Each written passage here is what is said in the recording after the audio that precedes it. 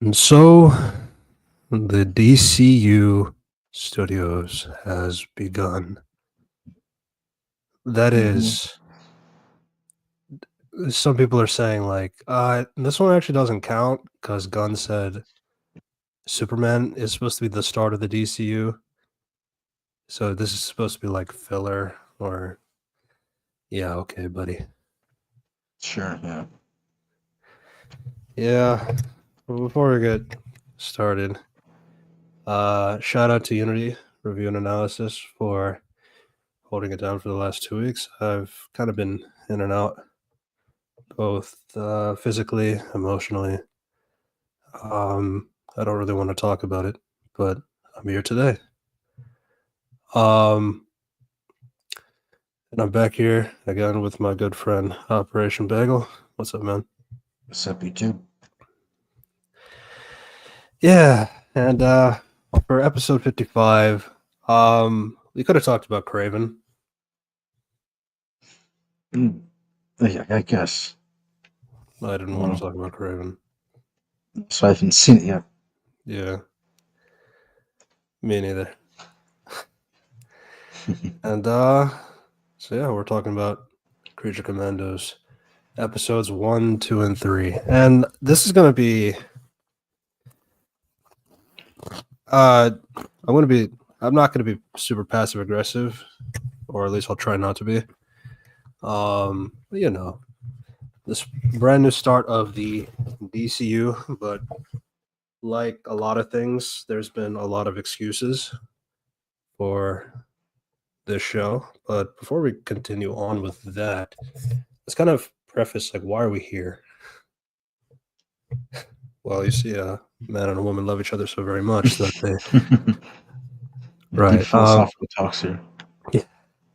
So obviously after the downfall of the DCEU, The in failure. charge of Well, that implies it had an Zack's up in the first place. yeah, right, and the downfall of the DCEU from Zack Snyder. Um, it all went dead in the water, and then coincidingly, there was like this whole disarray from Disney and James Gunn. So they eventually got rid of James Gunn, and he's only said he would come back for Guardians 3, and then that's it. So DC used that opportunity to one first get him for the Suicide Squad because they tried so hard to emulate Suicide Squad 2016 to be like a James Gunn movie that why don't we do it again but get James Gunn this time? So that happened, and a lot of positivity, and he's now the CEO of DC Studios, in charge of overseeing all DC entertainment related content except for comics, basically. That's a lot. That's a lot of Yeah. power for one person. Two people with Peter Safran as well. Um, and with a new universe, there's like this whole. So what's gonna Quote unquote happen? new. Quote unquote new, because he also did a Peacemaker show as well, spinoff from the Suicide Squad movie, and now he has this new universe. But the way he decided to go about it is he just can't let go of his old characters that he had. So rather than just getting rid of everybody, he's holding on to like those particular castings. And then also to a point where you know what? It's going to be semi canon in the sense that, like, if whatever we reference in this DCU is canon, but like anything else that we don't talk about is not canon. So that's the way he's going about Sure. it. Yeah. What he said that like all of Peacemaker season one is canon except for the The Justice Justice League League. cameo. Yeah. Yeah. Yeah, I guess it's like Spider-Man just has blanks in his memories, I guess. Sure. Um yeah, so Creature Commandos, was actually an idea, like kind of like a spin-off of the Suicide Squad as well, for the DCEU specifically, but that didn't happen. So Gunn has the great idea of, what, let's just take this over to Do it anyway. do it anyway for our DCU. And here we are.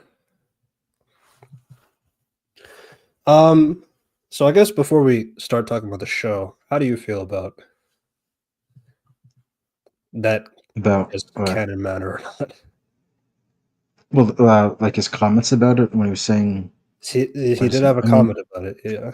I mean, it's so weird to like say something like that, like after like being propped up as like this, like, oh yeah, Yeah. to oversee everything, and like it's like, oh, like we like James Gunn stuff, like, and his like a like thing would be good, like, oh, he knows stuff, like attention to detail and all that, but then and like why, like his comments about why does the canon matter? I don't know, man. It's just gonna put it's a bit of a sour taste. Yeah, yeah. He already said he can join later. Just not right now. Neat. That's all right. Yeah. So it's like that. I've always, we've had like we talked about some DC hot takes a few weeks ago during our Superman and Lois breakdown of the first two episodes. And I said it before, and I'll still say it again. I do think that Gunn gets a lot of credit for things that he doesn't deserve, in the sense that like he's like regarded as the comic guy, and I really A don't lot know of it why. hasn't been comic accurate. He basically reinvented the entire team of the Guardians, except for like Yeah, Gamora, maybe. yeah, and I mean I've even thought about Which Gamora. Like isn't, it's just even it's a bad thing. It's yeah. just I've thought about Gamora the other day. It's like because especially when talking about Cersei and other female characters, because this has been a conversation too. Gamora's said a lot that she's the fiercest woman in the galaxy. Do we ever really see that on screen? Like, do we really hmm. see? Because If I've been thinking about it. I Like I mean, I can't. would say like she is not really like afraid to like Yeah, uh I think the problem is like with take like limitations of some with like physical acting and stuff like that is like she really doesn't feel any more different than Black Widow, but she's green, mhm. that kind of thing. But it's like it's hard to convey that from. Maybe it's just hard to convey it in live action, but I just never really felt like anything like that crazy. I know Mantis is severely underpowered, for sure. Like all she is really is an empath. I mean, they just made her a fighter all of a sudden, and then they added some extra stuff. But we don't want to get too much into Guardians 3. Um, I do want to save the Guardians 3 discourse in particular for later, because that's going to be super relevant for what Gunn says about Episode 3. So keep that in mind. But yeah, I guess my reason for bringing up canon in particular is like because people see that clip of Gunn laughing, people act like canon matters, and I mean you're a writer, don't you think canon matters? But then it's like, oh, but but in So, comics, like canon doesn't matter, so that should be true for like why? Why would you want that? Like, why would you want like a confusing kind of like path of like trying to understand the sequence of events or like understanding like what should characters know, what should they not know? Because like I mean, you already brought up a good example. Like for example, in the opening of the Collywobbles episode 1, um, it talks about Cersei, Metropolis supervillain Cersei. By the way, we'll talk about that in a second. But like basically, like they talk about the Amazons and they talk about the Themyscira and stuff like that. But like in this version of the DCU, the humans don't know anything about Themyscira or the Amazons. It's very possible they don't even know what Wonder Woman is by the logic of this the show. But the thing is, like, so it's like it's fair to assume that okay, so I have to take none of my knowledge that I know about Themyscira and Amazons from comics or from the DCEU and apply that whole thing as like this like shrouded mystery kind of a thing. Now I can do that, but I also don't think Gunn is like. I think there's a lot of stupid things Gunn does, but like I'm 100% sure that he is going in there fully expecting that the audience can at least delineate this is what the Amazons are, this is what Themyscira is. The people might not know, but we as the audience know who they are, right? But like I also understand Unity's argument, like, you know, because like I can't treat them like they're the same until the new canon tells me that they're the same. Does that make sense? Yeah. Yeah, no, that's something I haven't thought about. Yeah. Because I know for me, I know sometimes like Unity and I go back and forth from time to time. Sometimes it is hard for me to like kind of think about because I think about it in comics too. Then he thinks about it like logically, like how would you do that? Because he's not really. I mean, he understands comics and stuff like that, but he's like. But obviously, like it's gonna feel different. Like you have to. It's one of those things like you feel like you don't need to explain it, but then you realize like some people just don't know what you're talking about. You have to explain what does that mean. And that's the problem when you don't explain anything. Nobody understands. So yeah. But look what they decide to use. There's a battalion there. Cersei has an army. They call themselves the Sons of Themyscira. Operation. What are the Sons of Themyscira usually? Oh well, you see, the new 52 had this great retcon. This everyone loves it. They changed Themyscira to basically have the Amazons go out to ships, sexually assault these sailors, and then kill them and have their way with them. And when babies were born in Themyscira, if they were male, they just it's basically like Sparta just cast them away. So then these babies grow up to be the sons of Themyscira. Yeah, and they'll be like taken under the control of Hephaestus and work of the god of like craftsmen, and all the daughters will go. Yeah, so basically nobody likes that. No. They haven't done that for over a decade for that reason because nobody likes it. And but you see, it's actually genius though because the sons of Themyscira aren't actually like they're not actually like victims of rape or anything like that. We should grape, right? Because YouTube. Yeah. Yeah, they're not victims of that. They're actually just a bunch of internet incels. Just regular guys with guns. Jeez, like I mean, They like have red hats with the initials on them. It's very subtle. yeah, and they change it to blue because that Oh caused yeah, they basketball did. backlash. Yeah. Uh, right. So yeah, so she has an army of incels. Cersei, so so Cersei, the sorceress whose existence since the Odyssey fought Odysseus and all that stuff, and okay, she has an army of incels. But then no, like the next thing they say in the dialogue is that she's the Amazonian sorcerer. So she's a rogue Amazonian sorceress. Okay, so wait a second. So you're telling me that Cersei is Amazonian too? Or they just made her Amazonian in this universe? Why? Okay. It's just convenient to be convenient, or just I remember what Amazons are. It's just yeah, that's basically why they did it. Yeah, Just like oh, Amazon, oh, Wonder Woman, like yeah, and like not just Amazons, but like she's a sorceress too. So it's like mm-hmm. Amazons are warriors, so like she knows sorcery. Is that something you can learn as an Amazon? Sorcery? Then like if you could do that, can Wonder Woman be a sorceress? This is why I hate like when you start changing people's like cultures or ethnicities or like backgrounds to something that they're not. then I have to question everybody else who is the same thing like that. So it's like, okay, so Wonder Woman does not have magic like that. Amazons don't have magic like that. So when you give one person Cersei, Amazon, and she's a sorceress, you're already like causing a lot of like weird delineations. But you know what? Raises a lot of questions. There's a lot of questions. So what is her motivation? Well, it seems to be that Cersei wants to be the heir to the throne. Cool. Sure. Okay. I'm gonna go back. I'm gonna come back to that towards the end.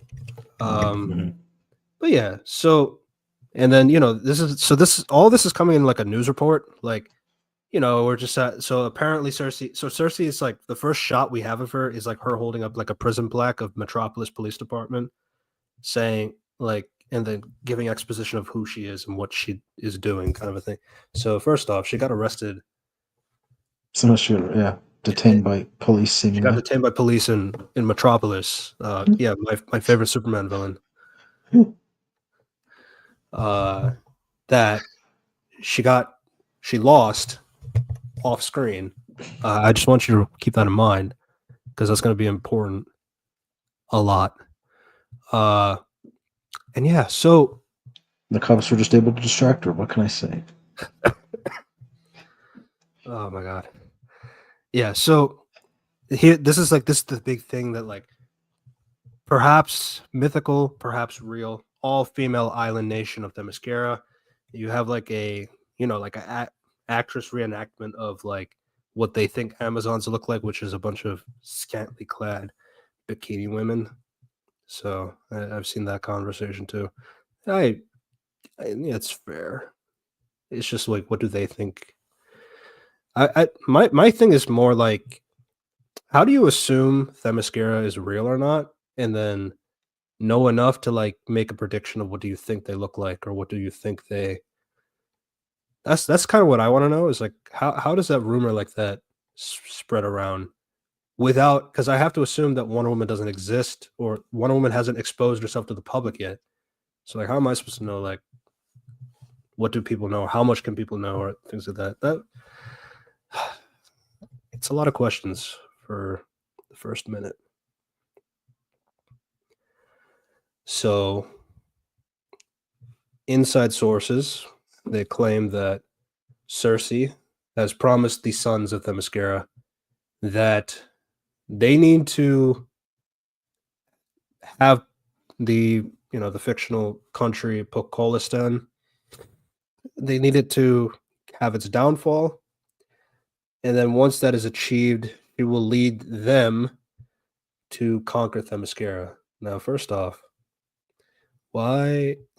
So I don't understand like where does the son of Themyscira even come from? So it's like, and then you have some of them talking like, I mean, seriously, Themyscira is like the sickest place ever, and then you tell me like, oh, dude, only women can live there. What? They're so sexist, bro. Like, it's meta, man. yeah, it's like, and it's like, okay, so do they actually know what Themyscira is like, or no? They don't. They're just going off of internet theories of what they think Themyscira is like. Word have it is that they have the most incredible waterfalls. I have this question for all those woke feminists out there. Why do only girls get such cool waterfalls? All over the world, our right as men are being denigrated. Yeah, that's basically how it ends. It's so funny. I laughed a million times. Yeah. So I guess this isn't really a spoiler. Gunn's style of humor. He's lost his touch so bad. It's like I have not laughed a single time in this entire show. If I ever laugh, it's because of how stupid something is. And I'll explain why later, but there's some other examples that I'll get to kind of highlight that. But yeah, Sons of Themyscira, fucking jokes. Not that And my whole thing is like, oh, but incels are better than rape victims. Why don't we just don't like both of them? It's not that. Well, yeah, just don't do this at all. Yeah, it's like, first off, you make Cersei look stupid for having an army of regular people, like regular people with guns and like under her control. It's like, but you see, it's genius because like it just shows that she has the power to control over such weak-minded individuals. Yeah, that's very, very, very subtle, man. Mhm. And it's like, oh, you have a problem with it, then you must be one. That's not like that's my thing. It's like people say that about She-Hulk too, when they did the Insilencia kind of thing. We literally had Incel Hulk as the villain of a She-Hulk show. And like I'm supposed to take it seriously. Because what? It's a commentary. Unless you're not supposed to, Yeah. because then they change the ending. Yeah. I Yeah. don't think much She-Hulk anymore. The show. Yeah. Mm-hmm. So that's pretty much how it opens up. Just like exposition of this new universe. Nobody knows what Themyscira is. It's a lot of it coming off of theories. You have the sons of Themyscira, a bunch of incel Looks men like who are It's like mad about like Cersei what told them about it, I guess. It's like maybe. it's not really shown how she recruits them. Did she like? Yeah. It's like what is she's like I don't know. they made her Amazonian, so it's like Mm-hmm. so she can just like, this is what Themyscira's like. Whoa, you're telling me that there's like a waterfall with and an island full of a bunch of women and none of the men get to be there? That's fucking sucks, man. Like, okay. That's why you want to make a you want to call yourself the sons of Themyscira for that reason? Sometimes it's not necessary to do something stupid like that. But yeah, that's pretty much the opening minute, and then the news gets cut off because Amanda Waller and Rick Flag Jr.'s father, who was apparently 18 years older than Rick Flag Jr., Rick Flag Sr., are watching the news, and what a bunch of clowns, dangerous clowns. Yeah, I mean they are clowns. I agree.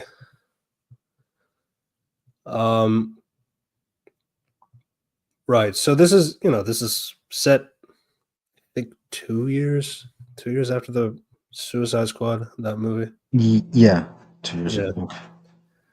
ago. So basically, Waller is talking about how Pakistan is a friend of the U.S., but countries don't.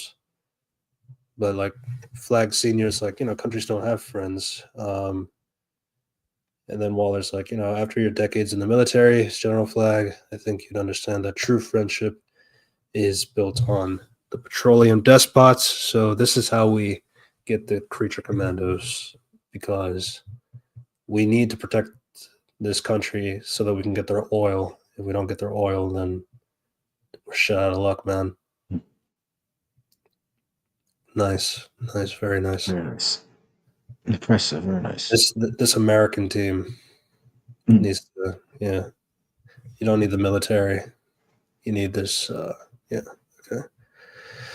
Very nice. I mean, at least Suicide Squad 1 had the god awful, but at least it's plausible. Like, what if like another Superman type of person goes to the White House and yanks out the president? What are we I gonna hate do? that too.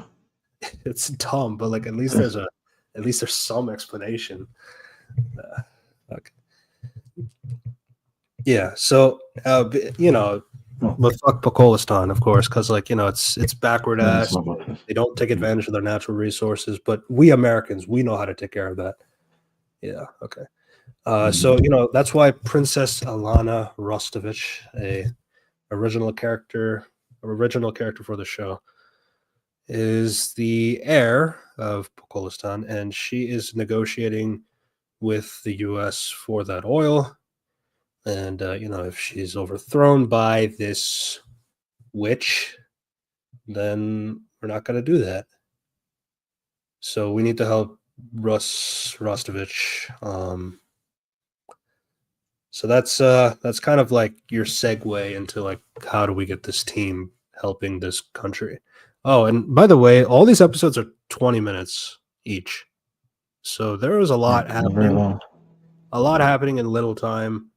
Things that feel like should be longer conversations, things that shouldn't be happening the way as quickly as it does, but you kind of have to accept it because we only got 20 minutes to work with. I mean, yeah, again, I find like a lot of this kind of off because like, I got to protect, I got to get the oil, the resources from there, and like the princess. I still want to give those negotiations for that oil, but if she dies, then we're not gonna help anymore. It's just kind of a weak thing. I mean, at least like the Suicide Squad had Starro already like land or something like that, Project Star or something like that. Something went off. Project Starfish. Project Starfish, right? So there was already like a pre-established threat. Um, yeah, I just thought it was a little basic. But Rick Flag, he's essentially our connection to the DCEU. That's pretty much all his character is at this point. I thought Congress put a stop to all Task Force X activities since your daughter outed you. Abrish, you watched Peacemaker, right?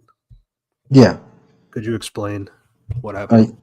Yeah. At the end, Amanda Waller's daughter testified that basically exposed like the Suicide Squad that she was like using criminals. Yeah. And And I right, guess this is all that happened. That they said don't do that. yeah, just don't do it. You're not going to jail. Just don't do No. that. Yeah. Mm-hmm. Slap on the wrist. Mm-hmm. Yeah. So technically, Congress said Argus can't use incarcerated human beings. But what about Doesn't beings say that anything about. humans? Oh. Oh, and then apparently there's this secret department in Belrev, the non-human internment division, and they've had this for over 50 years. Why Only wasn't the King Shark uppermost. there? Hmm? Why wasn't King Shark there? Why was he with like regular people? Yes, that is a very good question. Why was Weasel not there originally? Yeah, sure. It's crazy when you just not paying attention to your own work, man. Kind of crazy. Yeah. So only those at the uppermost level of security clearance are aware of its existence. And by using these prisoners, we can, bypass these kinds of restrictions because, Hmm. they're monsters. So yes, we're doing Suicide Squad again, but monsters. Suicide Squad 3. Hooray. Another ragtag group of morally gray misfits who will learn to bond. And save the day against a bigger threat. Yeah. A threat that is way too powerful for them, but they will get heavily nerfed so that these ragtag team of heroes can win. But we'll kill like one or two of them, three of them maybe, and like, oh, see, there are stakes. We'll get to that. So you got obviously with Rick Flag and like post like Tony Stark, like everybody's got to go like, who's the corpse? Don't know. We just call her the bride. And who's Jason and the Argonauts? Dr. Phosphorus. He is a sociopath who has irradiated skin, burned through people and objects. How does the radiation affect people around him? Just don't sleep in the same room with him. The effects would be minimal. Consider it as a free vasectomy. What the hell is that thing? The Weasel. It's one of the few soldiers that is still alive from Project Starfish and Court of Maltese. So we know that it has what it takes to survive. I mean, all it did is fall in the water. I'll just fall and flat in the water, then Yeah. live. He's not super powerful, but we'll see how powerful he is. Sorry, I just remembered ahead. Yeah. And then this comment causes like Rick to like look down because he didn't realize, oh, Project Starfish, he's the one who knows what it takes to survive, but not my son. Yes, poor son. Yeah. I didn't mean to like instigate about your son or anything. He was a hero when he died. Which I wonder, does he know if he probably doesn't know the full truth? Or I don't think he'd be working with Old Waller. Yeah, and it's kind of odd because we do know that Rick Flag Sr. is going to be in Peacemaker season 2. And Superman. So, oh my god. Yeah. Superman had a teaser today. Not like a teaser, just like a music and poster kind of a thing. We'll talk about Superman later, though.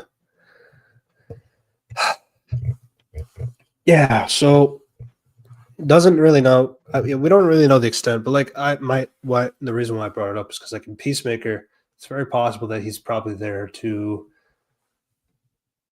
wanting to kill Peacemaker, but won't kill him because Peacemaker's the hero of the show, so we can't kill him off. That's my guess at the very least. Yeah, it seems the fallout. Yeah. Told her in the summary that Peacemaker was going to kill him.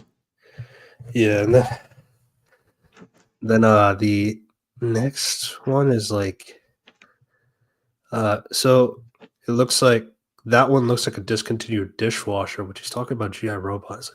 Like, that's a very lame, that was a very lame joke. At least say Iron Giant or something. Yeah, who's the Iron Giant? Yeah, who's the Iron Giant? Yeah, Makes that a bit of dishwasher sense. killed over 300 Nazis, and it's like there is I think in the flashback alone, it says that he killed over 1,500 Nazis. So he's killed a lot more Nazis than 300. So, well, she's not wrong. Over 300. It's over 300. It's just like you're off by like 5 times. Yeah. I just found that funny. It's almost like he doesn't proofread his work. So basically, back in World War II, he killed a bunch of Nazis, and I would have like dismantled him, but like I thought he'd come in use someday. I'm starting to think about this now. It's like it's so convenient that she isn't explaining the backstory of GI Robot in particular, because we need to save that for episode 3 where we show the flashback and all that stuff. But like, when you think about in conversation, I'm sure you can explain how he was arrested for killing a bunch of neo-Nazis. And that was his prison sentence as to why he was there. It just makes you think. Just like leaving something out for the sake of like convenience, that kind of thing. That was just something I was thinking about as I'm reading the transcript right now. So yeah, GI Robot, and the last one, the useless one, Nina Mazursky. She's a fish in a suit, keeps her wet. But she's the smartest and the most reasonable of the bunch, and at best she might be able to keep them in line for you. Okay, that's your team, and they go back down to the ground to go and meet them. But the first thing they try to do is try to attack Waller and Flag Senior, but she has the phone, uses a detonate, though detonate just means electrocute. Electric shock. Let's fix that with a controlled shock. Yeah, and This is your new task force flag. Let's call it Task Force M. M for monsters, also known as title drop Creature Commandos.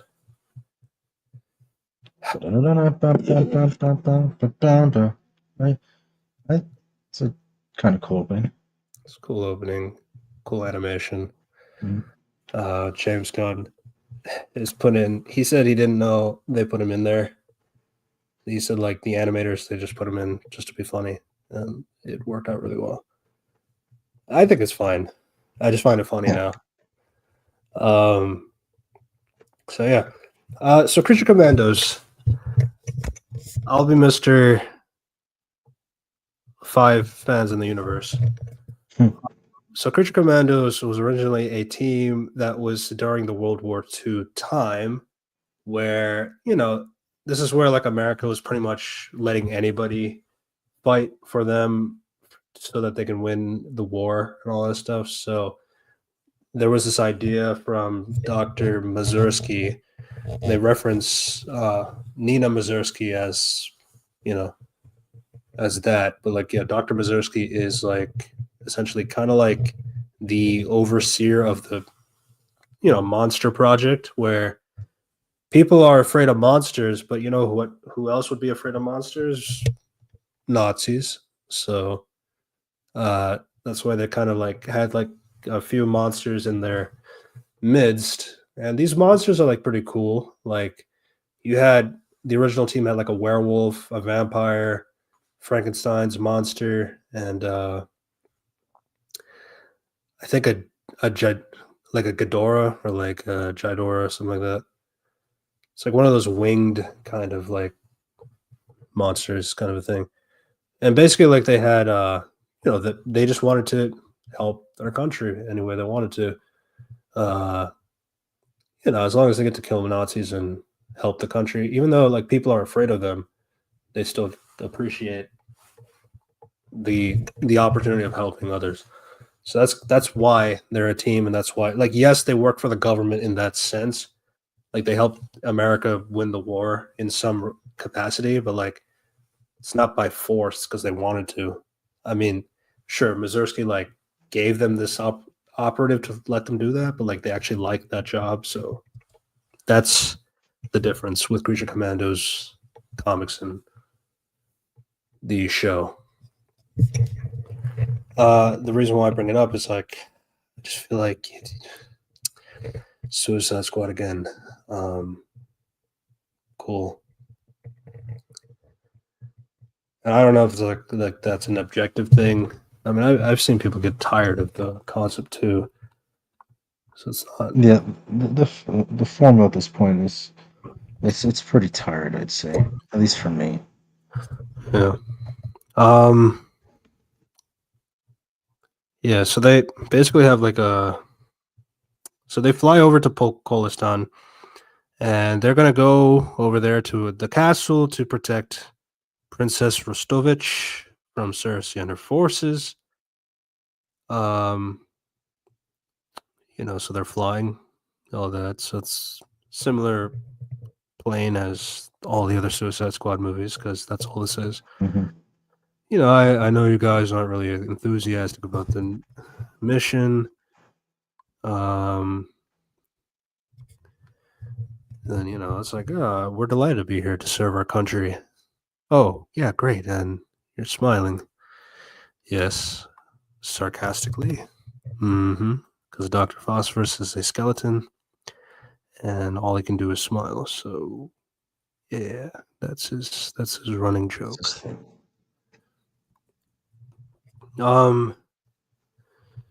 GI Robot is looking at Weasel, who's like kind of like freaking out. And he's like, GI Robot is wondering, is he afraid of being discovered as Nazi scum? No, put your arm gun down. He's not a Nazi. He's a child killer, though.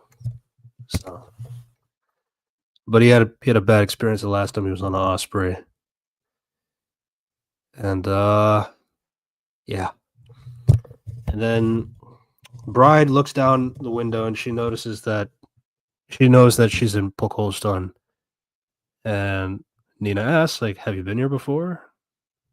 That'll be important for later. And yeah, basically it's just a transition of them driving towards the castle. Weasel takes a piss. So we got our pee joke. Yeah. The one I did kind of like is the little kid looking in the window, seeing Nina Fishhead, and he doesn't. He's not scared, but his mom like tells him to keep walking. That was all right, but that's pretty much it. They're just there. They make it to the castle, and they're approached by the guards. You know,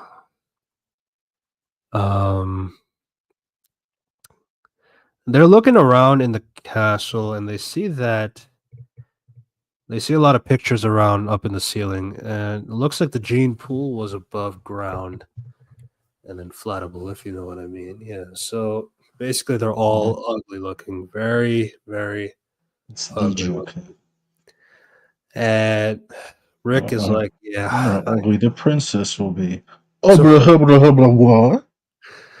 yeah, it's like we have this 50-plus-year-old man looking at this 20-plus-year-old girl like, she's gonna be so ugly. What? Yes. God, why did they do this, man? I'll get back to that in a second. Yeah. So, Unity changed the logo. Yeah. So.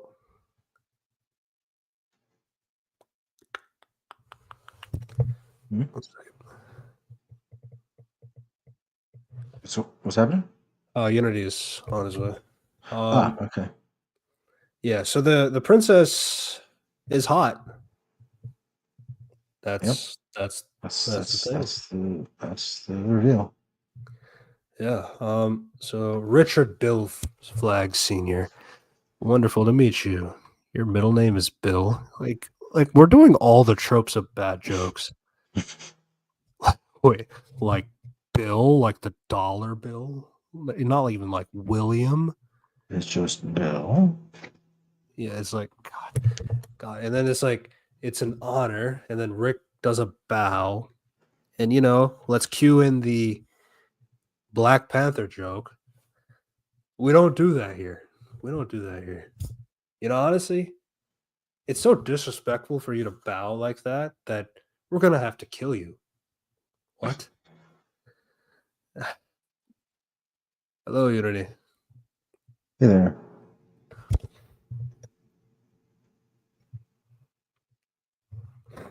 Hello? Unity.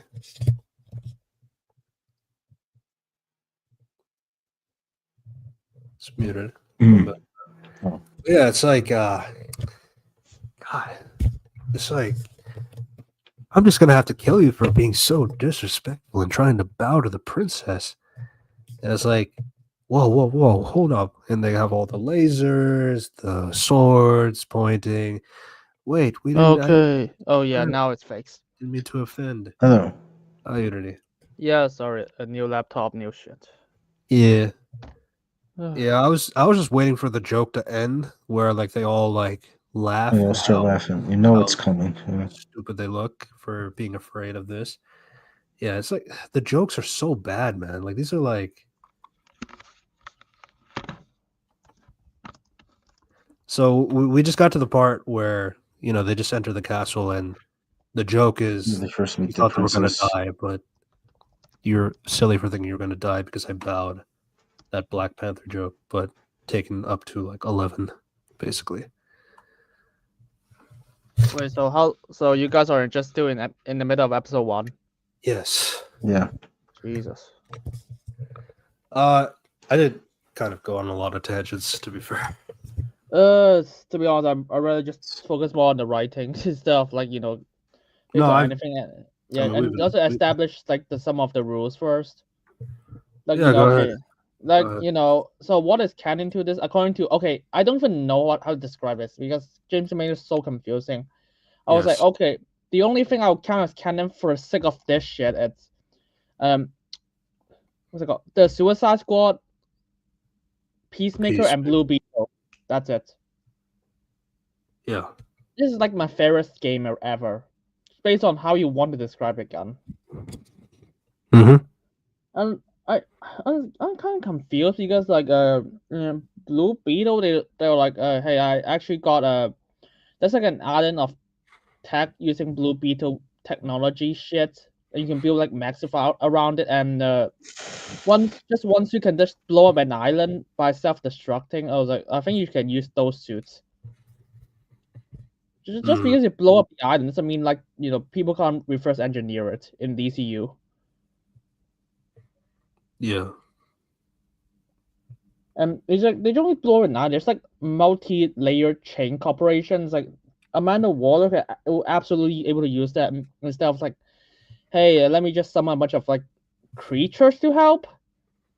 I mean, to be fair, that's like the fall of Blue Beetle, but at the same time, was like, okay, that has some serious implications. I mean, Pokolistan has the whole prison guard, like they have like they're filled with like they have suits that can fly and shoot lasers and sort of like an Iron Man suit kind of a thing. People are like, oh, that's genius because like you feel like humans should have some kind of level of tech for their regular goons or like regular like prison guard and stuff like that because otherwise like you're fighting up against metahumans and stuff like that.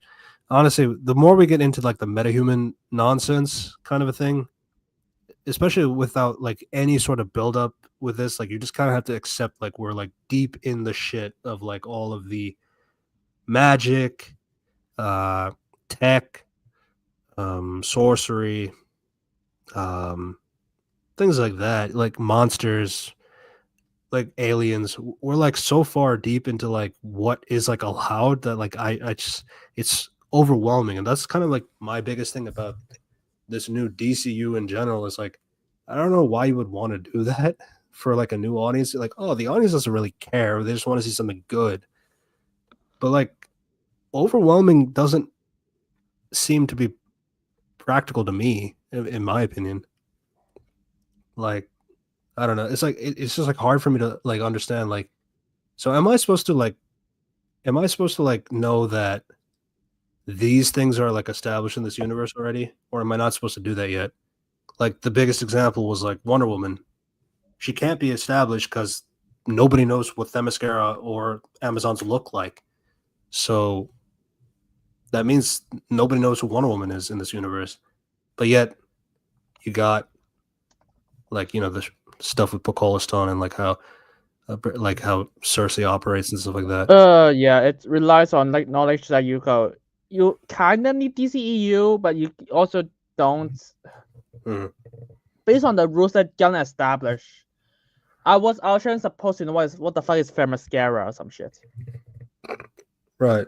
The people don't know what that is. To be fair, it's like it's not relevant now. You can just pretend it's like okay, basically the name is like there's Cersei is from Utopia, and she lied to a bunch of people that Utopia is real, and there's like a bunch of women living there. I mean, it's yeah. Okay, that's what the show said, so I'm not even gonna based on anything. So it's like it's just extremely fake that you can just make up anything. I was like, okay, I need a bit more context about it. Sure, I need to understand how are these people just trust Cersei. I was like, if they're like, okay, I really hate the woke mobs because I just think they're stupid. Yeah. No, it's like if you want me to convince this woke mobs will be like, hey, I would trust this goddess that I will be in this island, even though I hate women. Okay, that's not my word. That's literally the show's word. I'll be like, why would you want to be in an island of women? It's like I lack world building or something. So like I think like what she's pitching is like she becomes the ruler of Themyscira. We overpower all the women, Amazon women there, and then you guys get to have the island to yourselves while I be your queen. But like if you hate women, Why do you even believe Cersei? That she's a woman. She's magic. Then it's like, wouldn't the logical assumption is that everyone in Mascara is magic? Because as I said, you can't have. Thank you for saying that. That's my problem.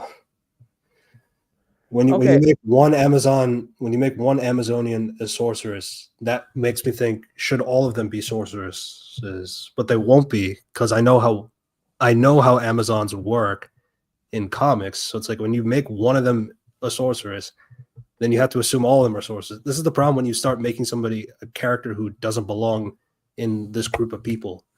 That's my problem, but like, that's a problem that's going to happen longer down the line.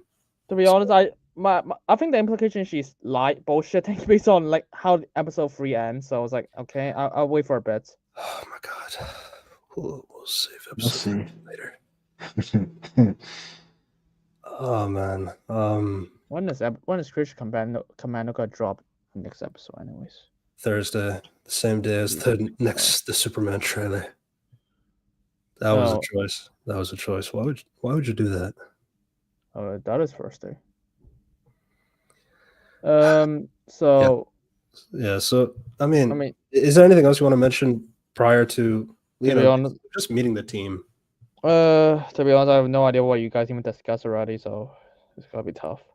I guess specifically about Waller and Flagg's conversation regarding the Flash, like didn't you guys cancel this like organization back when your daughter like outed you out in Peacemaker 2023, 2022, whatever, like 2 years ago?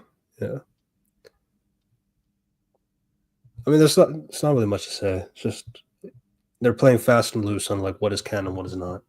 And then we talked about Gunn's like, who cares apparently? Because Gunn has a quote saying like, it's kind of funny when people act like canon matters.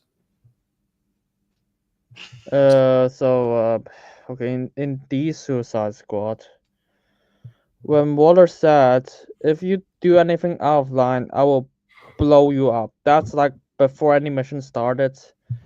And based on the implication of this episode, Waller never explained that to them. If someone hurt Rick Flag, you'll blow up. That's like wording from Waller. Yeah, but that's not. We see the app. It's like detonate is just electrocute their head, but it doesn't kill them. No, that's a they're under problem. False pretense. They're under false pretense that they're going to blow their head up, but they're not. Actually, I'm not even sure how you do that to a person with like fear of radiation. It's like, does that person even need to? How can you inject into a person with like fucking radiation burning? Yeah, almost like you shouldn't make this team Suicide Squad clone ripoff. Just a hunch, but don't really matter. I don't really care, but still, it's like Guardians, but it's like you can make them work, but it's like at the same time you just can't just you have to re-justify it. I'm not gonna accept it because of fucking Cersei, but we'll get to that later. There were what did they say about Cersei? We're not at her yet. Yeah, so now after that whole like we're gonna kill you, they are, how you're saying it, messing with you. I am making joke. You are making mess in your pants. Very funny. You spend like 2 minutes laughing at Rick Flag for being scared. Yeah, I know. Yeah. So basically the princess, she invites the Creature Commandos to dinner. Everybody is eating like monsters because they don't eat food like that. So you have anything to say about how this joke is executed? Is that just cliche? I said it was retarded, but yeah. It was like how did he fucking dragged on? It's like, hey, I'll go what's up? What's up? I was like, okay, this is like shit from Twitter. It's like, I don't think anyone in America said something like this, and that was an old joke. Yeah, it's an old scary movie joke. It's a scary movies joke, yeah. Good lord, and I think that because scary movie the character is from like it's definitely the 90s. I know that for sure. even that I was like, because you're in like a fictional country, you should have your own different culture instead of copy American. It's like, okay, it's like UK Yeah. has like instead of using what's up, bro? It's like what's up, mate? Hello, Gabna. Hello, governor. It's like Cheerio. we have like cheers. Yeah, I get that, but like, we said like pop, and US said bar. yeah. So Alexei says that like his knowledge on Americans is just like movies, like really old deep cut movies or stuff like that. It's like, I don't know. It's like, no, I really do feel like if he thinks about like a Londoner, he's just gonna say pip pip cheerio, and that's Jesus. yeah, stereotypes basically. Yeah. And then we just got a bunch of stuff from the creatures. To be honest, I don't really have much problem with the creatures so far. Just Rick Flag, I just think Princess, Cersei, something like this. Because the creatures are just background so far. And it's like, even what we got is like not bad for them. It's like I like GI Robot so far. I mean, he has world building implications, but still, in episode 3. It's like in a second. uh, But yeah, as of episode 1, there's just nothing really to say. They just have like their one-liners. I mean, there's like the scene like GI Robot with Nina, okay, that fish girl. The boring. Not bad. Actually, not bad conversation. It's like, oh, I want to kill Nazis. I just wanted some find purpose in life. Now it's like, oh, I will help you. We kill Nazis together. Yeah. I mean, like dinner conversation is just how to flirt. Okay, here's the implication for dinner conversation. It's just the princess was like, hey, I want to it's like I have a responsibility because my mom is really old. She's like fucking brain dead now, so I have a responsibility to do stuff for our kingdom. So it's rely on my shoulder now. So that's how it works. So I don't know what to say about the princess as of right now, because like after watching episode 3, I mean it's kind of predictable too, as to what I think. The princess is definitely not a good person. And I feel like the mother is like a small inkling of setup. I have no idea so far. So I just I'm just wait for thinking, them. let's think along the lines of Lord of the Rings. That's the only thing I'll say. Particularly when it comes to like an old man, like Saruman. No, I've seen Lord of the Rings, but it's well written. For one, it's well written. For two, you kind of get the implication already.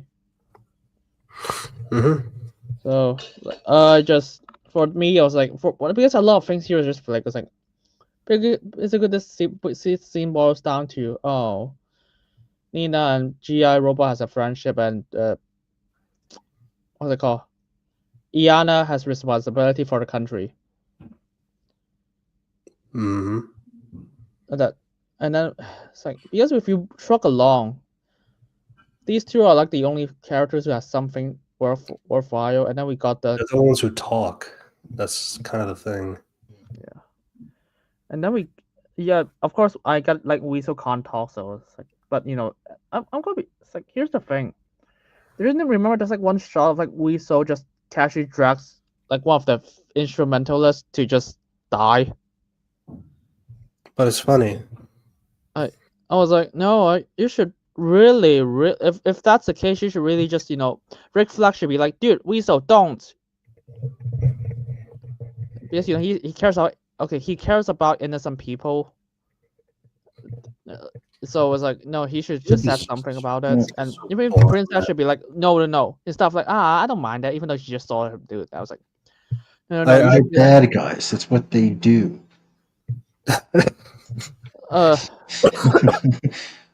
Yeah. Yeah, Rick is just really just a stand-in for the audience. I remember DCU content. Do you remember DCU content? That's pretty much most of his character. and and then like, he has a conversation with the princess. Kind of, he is such a chatty Cathy. Like, he's talking about his dead son. He's talking about the mission. He's talking about what Waller was saying. He's talking about like weren't you in the military, my dude? Like, you were saying a lot about yourself to this girl, and it's like, I mean, she's hot, but like, I get that, but like, does that really like make you go against all your ethics? It just doesn't make any sense. Yes. I mean, there's like world building stuff you guys miss because it's so quick. So Yeah, she says like a lot to do in Palaska 20 minutes. was like Palos. It's like 2 lines. Fuck's sake. It's like Palaska is a backward country. It's like I like the place. It's like we it's like my country is charming, but it's backwards. Always rejecting process as corruption. Is my part. It's my dream to lead my people into the 21st century. Which I might be a little guess. cap, but we'll get to that later. But yeah.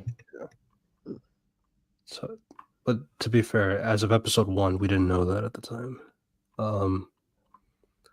I mean, I'm no offense. Aren't your guards like made of like guns with armored guns? It's like these are like the most. Oh, that's what you meant. Yes, Yeah. yeah. I thought that was stupid too.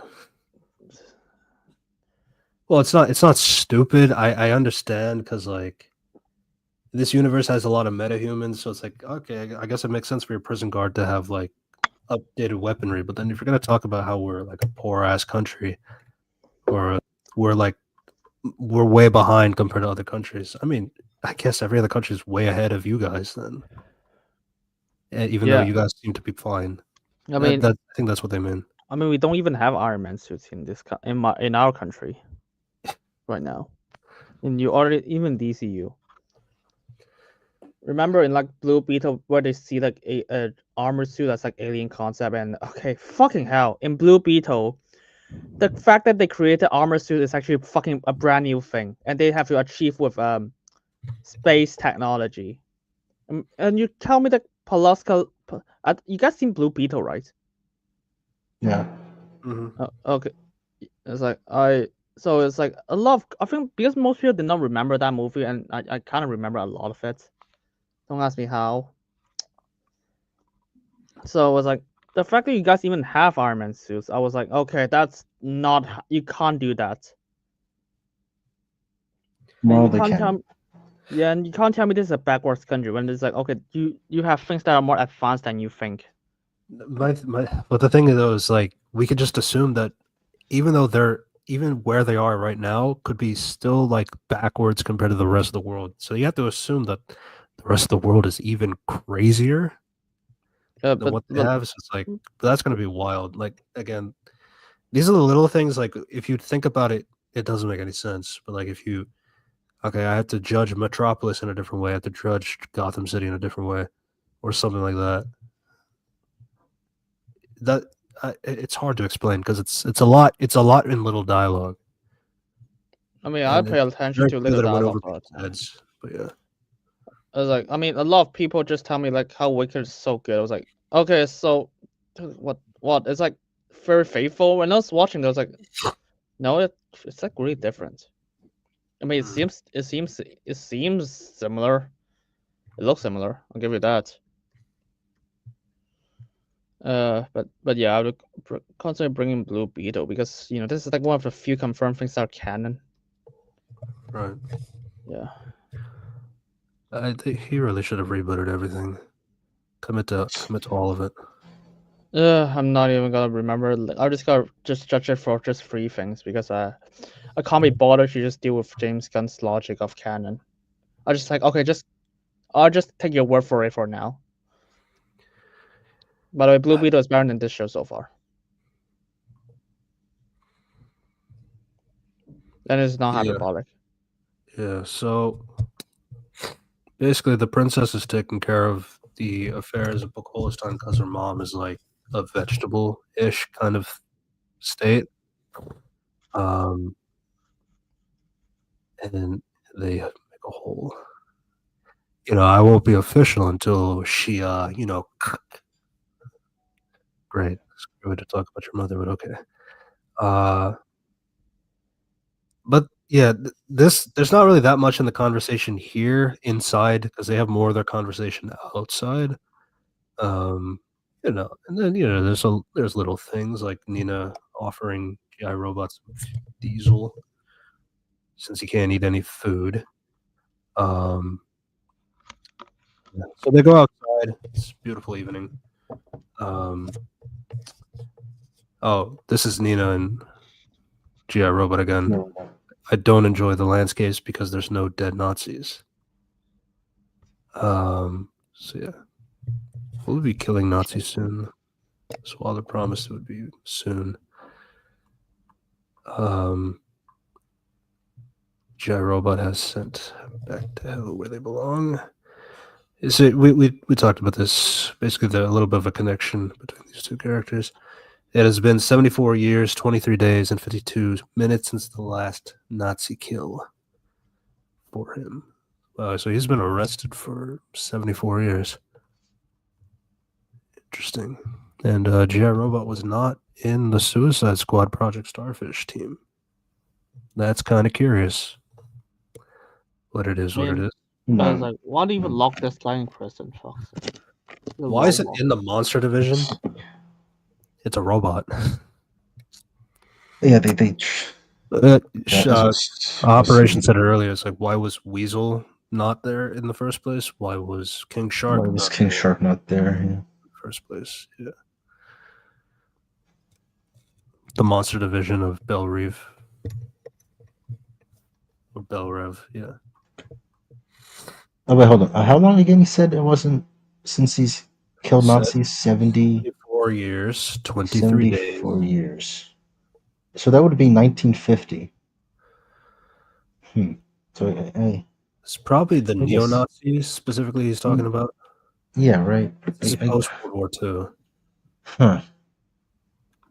Okay, I thought it'd be longer because well, I guess never mind. We'll get to it later in that episode. No, it wasn't that thing in the 80s. I don't remember that last flashback in GI Robot. I don't remember. I'd have to check because 74 years is not. If it's the 80s, that's not 74 years. Mm-hmm. We'll check later. But yeah. So Rick and Alana have a conversation. It's happy to give company and stuff like that. They ask about why was he in prison, about Weasel. He supposedly murdered 27 children, but he hasn't shown any violent tendencies since then, even though he's biting an instrumentalist's neck. So yeah, just don't invite the school choir. Nice. I like American music, rock and roll. It's just like how Russians American jokes. Mm-hmm. After the disastrous Arcane Season 2, you can imagine that I'm even pessimistic on Gunn's plans to transform DC into a League of Legends clone even more. Don't get it. No. I will. That's I've talked to Sty a lot about this show, but we'll get back to that later. I don't really care. This show is just kind of whatever for me. I mean, not just in terms of feeling wise, the show is bad, but for me, I just do not care. But I can't talk about the problems. I mean, I'll still hate it because of the characters that are in it, but also, I have no faith in Superman. But we'll get to that later. Yeah. Then we also talked about My Country is a Charming One, but backwards. Rejecting progress is always seen as corruption. We also talked about and then she asked, are you married? No. Yeah,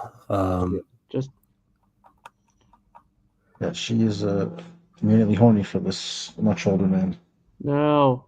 I mean, this is like the only part that I actually felt something, not horny. Just I was kind of weird at what the Gun mean by that. Because like the first thing Gun said, I was like, I wrote this character with Maria Bakalova in mind because it's Belgium, and she's also like the first person I cast with DCU. Blah blah blah, and then Very like odd. okay, like that I'm fine with it because I write a lot of characters with like people I know in mind as well. That's like No, I whatever. mean, But and then he was like, okay, what do you want this character to do? Easy, I want her to fuck Rick Flag, sir, who's old enough to be his father, and she also kind of looks like a Gun's wife. mhm. I was like, what the fuck? So my entire thing was when I saw this, I was like, Gun, do you just want to fuck Maria Bakalova? Relatable. That yeah, I find it interesting that his first DCU cast was like an original character. Not just that, but like yeah, I mean, I get it in words because if you write original character, it's easy to imagine someone you know in mind as a character. Because I do have granted he writes all of his characters like original characters. To be fair, no, it's like because I've write people's characters before, so and that is harder for me to imagine like how do they fit, how does other people fit for that character. So I basically have to write other characters in mind, so it's easier to write other characters. Even if you say that it's different, but at the same time they're still hammered down by certain adaptations. yeah. And then when I saw this, I was like, you just want to fuck her, isn't it? Yeah, it's like the whole thing about the foreign accent and like God, like I want to understand you Americans so much. It's like it's kind of weird. It's kind of weird in my opinion. You know, huge age gap, but like I guess it doesn't mean I want to see it. I mean, yeah. sure, if he's like fucking me instead, I'll see it. Yeah. Yeah, so Rick Flag Sr. confirms he's only 18 years older than his son, which I call cap on that, but I just have to accept it. I think Joel Kinnaman is actually older than he looks. Joel Kinnaman is IRL, he's like 14 years younger. 45 years old. Holy shit. Oh, I mean, to be fair, if we add 18, he's actually is technically older than what's it called? Russell. Who's the actor called? Frank Rick Senior, Frank Grillo. Frank Grillo. To be fair, if you actually add 45 plus 18 is actually older than Frank Grillo. It's not completely wrong. I don't know. Frank is still older than Joel Kinnaman. It's just that they have a 14-year age gap, are like in real life, not an 18-year. That's not really my issue. It's just that the way that they've designed Rick Flag Sr. looks nothing like. I know you hate whenever I bring up the design. To be honest, you know what I think about design? I think Rick Flag Jr. looks like James Gunn. Yes. So that's why he just wants you to fuck Maria Bakalova. That's my theory. That's why people make the self-insert thing like even more apparent, because Rick looks nothing like Frank. He looks more like James. Not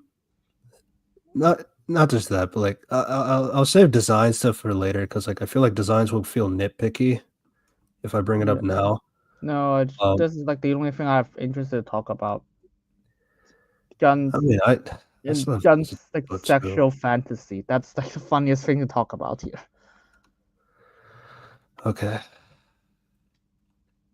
Yeah, so he's basically explaining everything about Rick Flag Jr. to this princess he just met. Talking about how he joined the military, he loved the country, make it a better place. He was a much better improvement on me in every way. So it's like okay. So he passed away 2 years ago, so he died 2 years back according to the show. And yeah, it's like I would have liked, he would have liked you. And then you get the whole, sounds nice, but I'm into older men, which, funnily enough, Joel Kinnaman is still old enough to be her dad, like Maria Bakalova's dad too. So it's like that was just funny to me, but yeah. Basically, they're both older men, so it doesn't really matter which one she's talking about.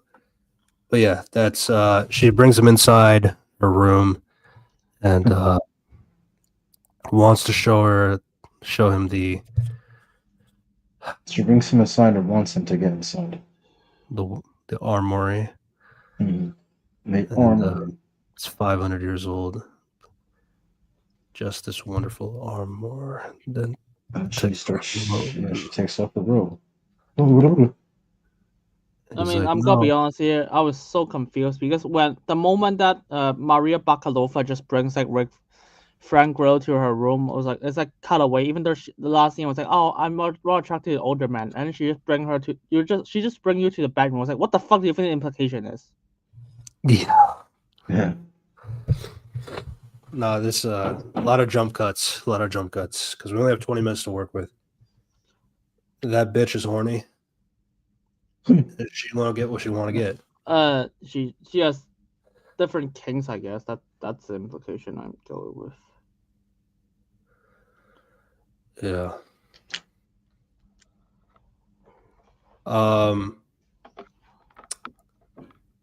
Yeah, so Rick is not into that, or he's trying very hard not to be hard. It's not, it's not ethical. I'm supposed to protect me from loneliness, lack of passion, Pakistani men who have never seen the world, no clue how to treat a woman. I mean, have you tried? But okay. Can't see me as a human being as I am, under the veil of royalty. But Rick backs out, lets her go, and we need to get some sleep. GI Robot's gonna guard the door, so you'll be fine. And he leaves her there, naked and alone. And that's how that scene ends.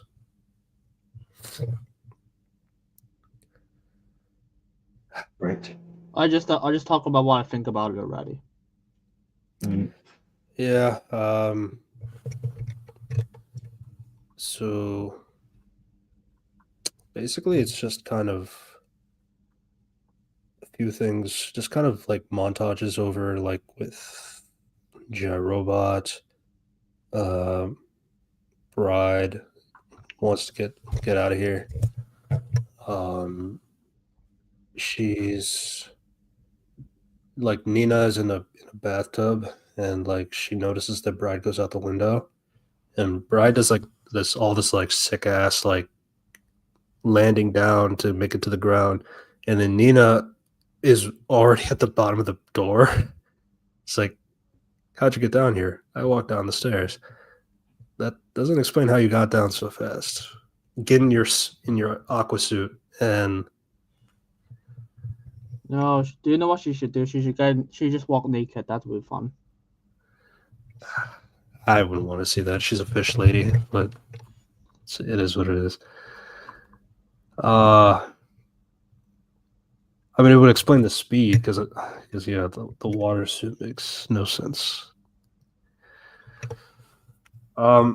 Yeah. So, Bride is heading out, calls a cab. Nina's obviously worried. She doesn't want to get her head electrocuted, but she also doesn't want to be like, just stay. Then no, I hate these types of characters, to be honest.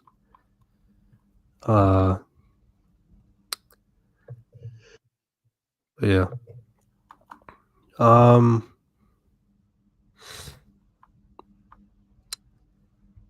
And cuts to. Do you want to talk? Like scene in his room, right? I mean, no, Like, I guess like, let's talk about the logistics of it first. Like Bride of Frankenstein asking a knight for money. Yeah. Just takes his whole wallet. Uh, she clearly doesn't care about morals and stuff like that, so well, I'm okay with it. Yeah, that's it.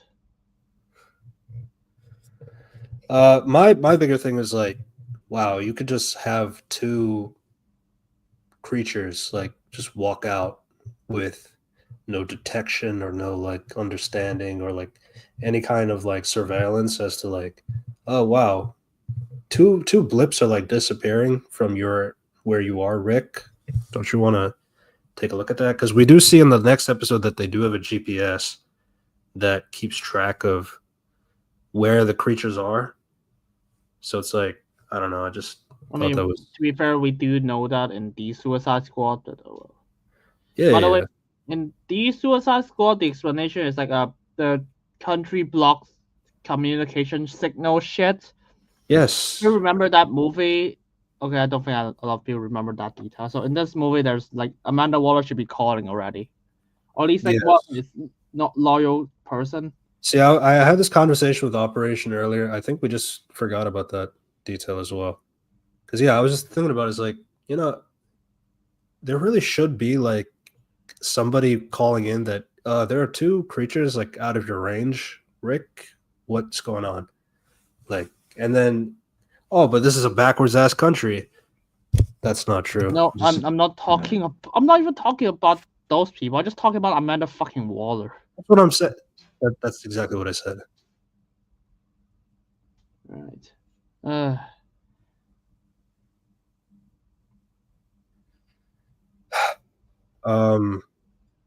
Yeah, so nobody calls in that these two are gone. They don't even know that they're gone until like after next episode. The next episode, yeah. But in the meantime, Rick is, asleep, but he hears that somebody's rustling through his drawers. That's not a sex joke. And he finds that Dr. Phosphorus, who is like lighting up with like radiation, so like he's like a nightlight essentially. So he has no sense of like health. So keep that in mind. So yeah, he's awake, shuffling through. He finds the phone that had detonations on it, but Dr. Phosphorus hears a crick. He turns around and he's staring at Rick's cock, and then he looks up and sees that Rick is standing over him, and they proceed to have a fight scene. Rick Flag versus Dr. Phosphorus. So do you have anything to say about like logistics? The fact that putting an oven mitt on is fine. No, not that before that. I know. Why don't you talk? Rick Flags. Even allow Dr. Phosphorus. So the phone is like in Rick Flag's hand. So this genius was like, hey, where do I put my phones? Next to a person's bed. I mean, to be fair, I'll put my phone next to something that I can charge. But like, dude, it's there on his hand. Why the fuck would search his locker? His drawer. Yeah. That part is like absolutely confuses me. And then he's like, hey. And then instead of Rick Flag just immediately do something because he's like a military, and this guy literally has like radiation skin and stuff, do shit. He was like, no, let me just stand here and then just have him saw it, and then instead of having Dr. Prophet just punch his steak, he just slowly turns around and let Rick Flag kick him. That's like how it started. It was like really stupid. and it's not it, and it's also a really easy fix. So I don't understand how they messed that up. We just didn't have a fight scene in the one episode. So yeah, they basically fight. The animation looks very good for this fight scene. I will give it that. But yeah, it's a human versus a fireman. But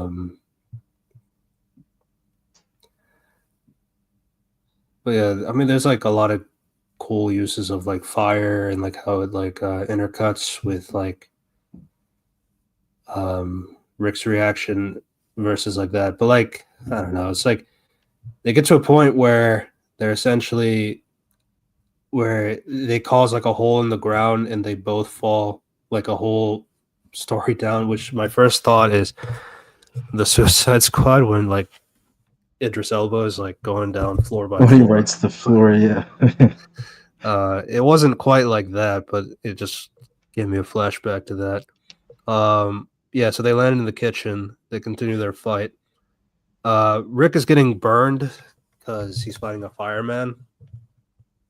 But yeah, but then he finds like an oven mitt, puts it on, grabs a frying pan, and like bashes him over the head with it. So like an oven mitt is able to withhold radiation. Cool. Yeah, sure. Yeah, so I mean they're basically fighting for the phone. That's kind of like the point. And eventually Rick does get the upper hand and he has the phone in his hand and he basically has his thumb over the detonate button, which gets Dr. Phosphorus to stop fighting. And Rick is basically like, you fucking idiot, like you think I want to kill you or anything like that? Like I want us to like work together as a team, like assuring that like he never has any intention to actually use it on them, like actually like kill them, like that's not his intention. Like he's not like Waller in that sense. So that's what he's trying to say. And then he also said like you're also stupid. Like you think that I only had one phone, like I have another phone too that you don't know about, kind of a thing. So it's like even if you took the phone, I still have another one. So there's that. That's basically it. That's for that side of the episode. Wait, you did miss the subtext? Which the subtitles or subtext? No, subtext. he was about to blow him up if not the fact that what's it called? Princess came here and so he just doesn't want to make an embarrassment in front of the princess. That's the implication. He was about to kill him. Embarrass me in front of the princess. So that's the implication. Where did I get that from? Then he bashes his head with a car door. You embarrassed me in front of Vanessa. That's So yeah, he's super willing to kill him if not the fact that princess hears. Yeah, that Poo-tang, I guess. So yeah, you're right. Also basically what he said there is bluffing. Absolutely bluffing. It's not wrong. It's just also bluffing. the detonate doesn't really work that way. Like when because we saw Waller hit the detonate button and it just shocks him. I just don't know if there's like if you hold it long enough it'll explode or something like that. I don't know. Yes, I don't know. Maybe. But yeah, you're right. Yeah, and then she basically cuts back to the bride and Nina in front of a mansion. And it's like, what is this place? Where I was born. So she was born in Pokolistan. No, that's a coincidence. And then somebody's watching outside in a hut in front of the mansion. Just like some old lady.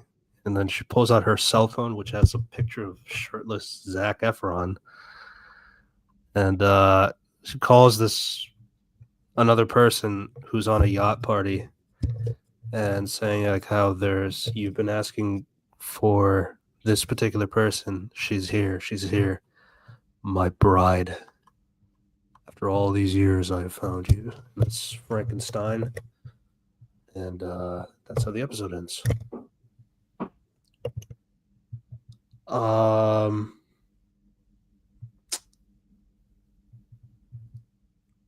Didn't really care for really anybody. It's kind of my main thought. I'm gonna be honest. If not the fact you guys tell me to watch it, I'll probably just like skip it. No, I just watch it after it's over, or whenever I have time. Oh, I see. Yeah, I was like, I'm not interested. It's like, what? Yeah, no, I get that. I like honestly, I do think maybe this could be a lot more tolerable if it was a binge, because especially since like all the episodes are like 20 minutes each. I really don't see there's not enough content for me to like really care about waiting weekly, if I'm being completely honest. Yeah, not really dying to see what happens next. I mean, I'm gonna be honest. I'm not dying to see anything right now. So.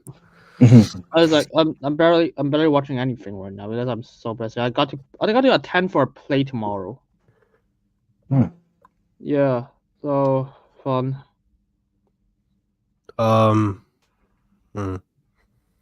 Yeah. It's just not really much to say from the episode. Most of it focuses on Rick and the princess, and I just think they both suck. Rick is like, he's just very bland, I'd say, like in the sense of like he's mostly there just to like relay the information that connects DCEU and DCU content, and then occasionally talk about his life and be the horny dad figure for the princess wanting to fuck. That's essentially it. And the princess has no character outside of being horny. And she wants to rule the country in a better direction, but that's like only one sentence to the point where it's kind of forgotten. Then outside of that, she becomes a damsel in distress, but we'll talk about that later. But yeah, I mean, the other monsters, they only had like a blurb as like, this is who I was, or this is who I am, and that's my gimmick. And so yeah, Waller is Waller. So it cuts to episode 2, the Tourmaline necklace. So it's a flashback all the way back in 1883, which is a reference to Mary Shelley's Frankenstein original book release date. And there's pretty much like straight up dialogue from the book about like how shall each man find a wife for his bosom, and each beast have his mate, and I be alone. I yearn for a wife, father. What is it to be love, if not for love? So, you know, it's a classic line from Frankenstein. So it's basically just doing a reenactment of Frankenstein and Victor Frankenstein, his desire of wanting a wife. And Victor is just thinking about, like, I created you in the interest of exploring that space that is between life and death. But I haven't learned enough out of you yet to justify doing it again. And he's like, but you have a wife, so how's it fair that you can know love and I don't know love? So Victor's just talking about, like, we just said, just give me more time. No, it's not fair and that kind of stuff. And he's basically just like wants a wife, and Victor is just trying to understand the possibilities of what's going to be an issue moving forward. But he did collect all the women parts that he will use to make the bride. But this is, that's what humans do. We have to share our feelings without becoming over animated, just, educating him. And then that's kind of like how that episode starts off. And yeah, so we'll get some. So this episode has a lot of intercuts with the flashbacks of, the bride and her origin, essentially. Yeah, she's a standout character this episode. The standout character of this episode. The one who gets the most screen time. Yeah. It's a reference from Twitter. Yeah, so it cuts back to the present where Bride and Nina are talking. Why did you come back to where you were born? But like Bride is like very dismissive about like everything, which is kind of an annoying thing overall. Like it's not, God, like you asked me that kind of question. I mean, it's okay. I understand. It's just how often it happens is like kind of annoying, but it's okay. I mean, but I don't have an issue with that. But yeah. What do you mean? It's like this entire scene is just bonkers. Which part? There's like it's conversation between Victor and his monster. What do you mean? That's like the first scene of the entire episode. I know, but what's bonkers about it? I was like, what the fuck does this guy has like human body parts? Oh, I don't get it. What's the point of you having human body parts? Do you know Mary Shelley's Frankenstein? Yeah, I know. I'm not gonna bring up outside knowledge about it. Yeah. The dialogue is straight from the book. What? Seriously? Yeah, that was what I was quoting right now about the shall each man find a wife for his bosom, and each beast to have his mate, and I be alone. That's straight from Frankenstein in that book. So you kind of have to use the outside knowledge of it, or I mean Frankenstein already exists, like as like how he is, like he's a dead like corpse is brought back to life essentially, or he was sewn together of different body parts and sewn together. He's going to do that again with the bride, with lady parts and that kind of thing, right? Yeah. So that's basically why that's there, or that's why he has all a bunch of dead lady parts. What the fuck? And they have this conversation in that lady's room. By the way, this is like the only scene with titties shown in real life. Shown here. That corpse. Not even that corpse. That chopped that corpse. And there's like a face in the ground for some reason. Yeah. I mean, it's taken straight from Frankenstein, except in the original Frankenstein book, he doesn't actually build a bride because he thinks about like how terrible that would be, the consequences of doing that and all that stuff. So he doesn't do it. But in DC Comics, they obviously build the bride as she is. I feel like I feel like I should read the book first just to judge what's the difference. Yeah, you're just gonna have to take my word for it. But yeah, I mean, the flashback itself is just kind of like, just taking elements of Frankenstein and obviously putting some twists and turns to it. But it's relatively in lieu of the story. But yeah, and they cut back and forth because this is the bride-centric episode. I will say, compare this episode to the next episode. At least this episode has a good reasoning to flash back and forth between the bride's flashbacks and like, because she's actually in the house and she can look at the rooms and think about what happened in that room many years ago, that kind of thing. Whereas like G.I. Robot, he's just like thinking randomly, and then it just flashbacks to G.I. Robot's time in the war, like time in the past. But there's like no like setup connection as to like what brought him there, or like what brought this. It's like it's a lazy way of doing flashbacks. At least this one has like some liberties because Bride is actually in the house. That was my main thing before talking about episode 3.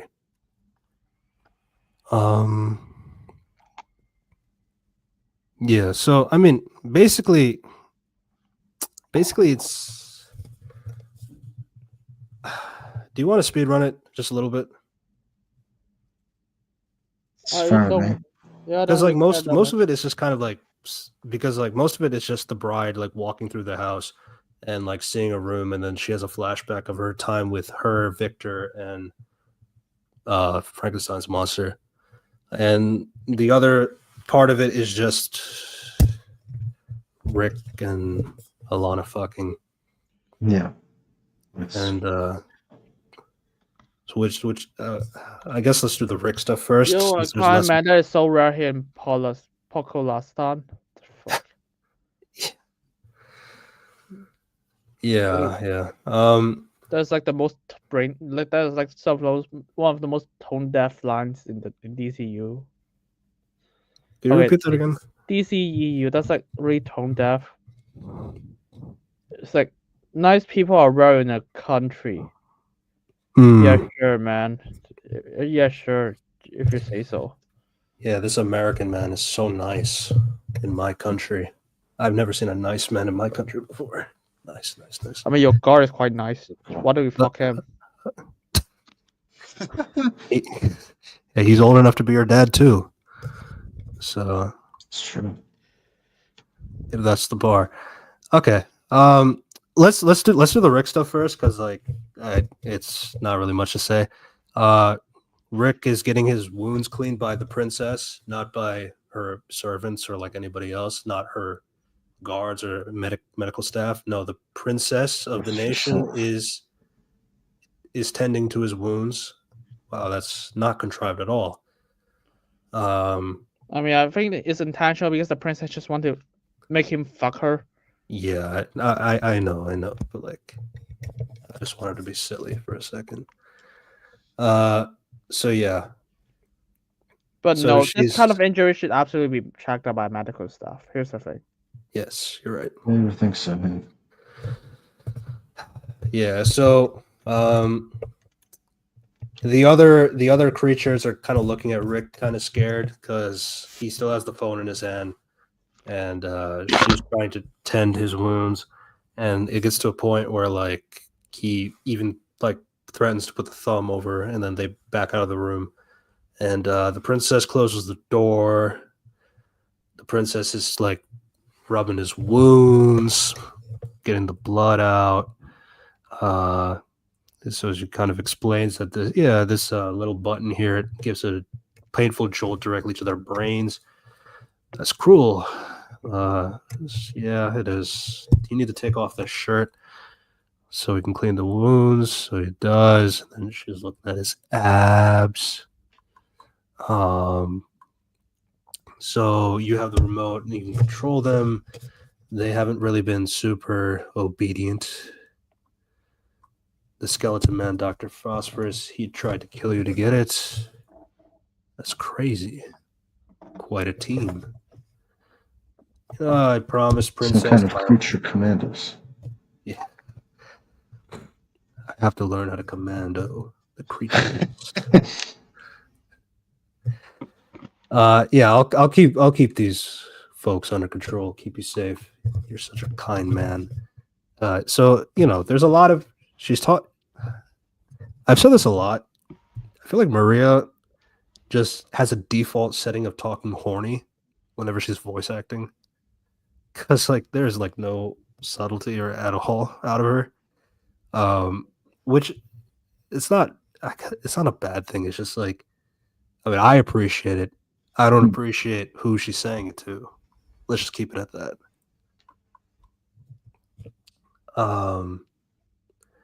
That's so rare in Pocolistan, like Unity said. But it's not your first battle. So then just kind of skip over. Just finish the Rick stuff because it's painful. So she's like touching each individual scar and like trying to get him to explain, like, so what is this one for? What is this one for? And closer to his face. She's saying, no, we shouldn't do that. And she kisses him anyway. Then he kind of gives up and he just full grabs her ass. And they fuck. So then there's a joke. Loud sex behind the door. And Alexa's like, I need the princess's attention. Give him 30 seconds. Give him a minute.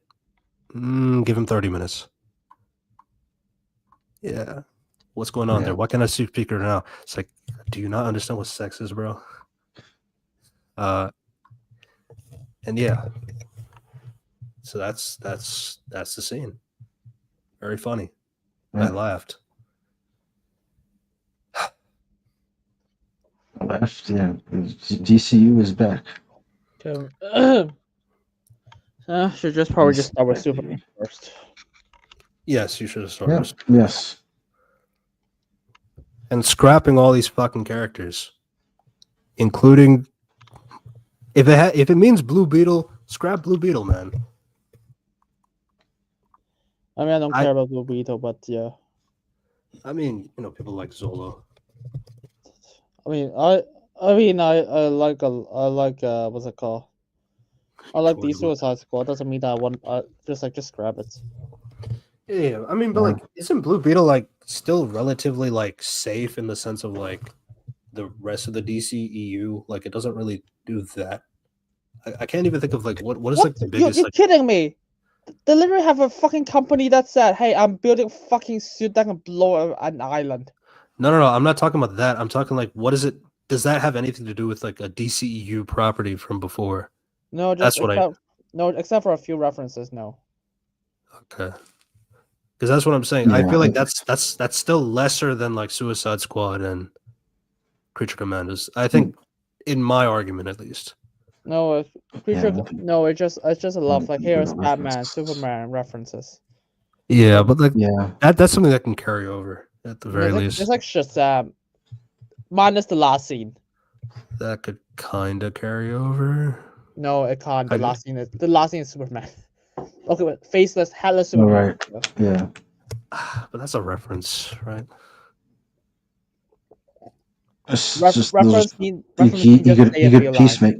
He could peacemaker that part wasn't canon. That is something that you can kind of peacemaker figure out of that, but like, yeah. I mean, I guess there's like one scene there, like, hey, we got Ezra Miller and Jason Momoa back. Yeah, but Gunn said all of it's completely canon except for that one scene. Except for that one scene. According to Gunn, at least. Okay, what does that mean? That scene just didn't happen. Yeah, that's a good question. You guys are fucking dicks, guys. Like, all right, buddy. Fish fucker. Funny. So yeah. That's pretty much it. And then the rest of the scene is just them like looking for Bride and Nina, but I guess we can go back to Bride and Nina. Please don't tell me these are all lines also from Mary Shelley. No. Just the opening scene. Only the opening scene. Everything else is like, because again, as I said, Mary Shelley's Frankenstein. She Victor starts like creating Bride, but then he thinks like, wait, if I create this another female monster and then she falls in love with the monster and like they have sex, they'll have babies and they might terrorize the whole town, and that's going to be all my fault. Humanity might be doomed. So then that's why he decides to destroy the creature before making her come to life, which Frankenstein notices and gets really upset at Victor for doing that. So Bride doesn't exist in like Mary Shelley's like lore. Like, she was trying to make her, but then he thought of the implications of how disastrous that could be for the world if he were to make a second monster.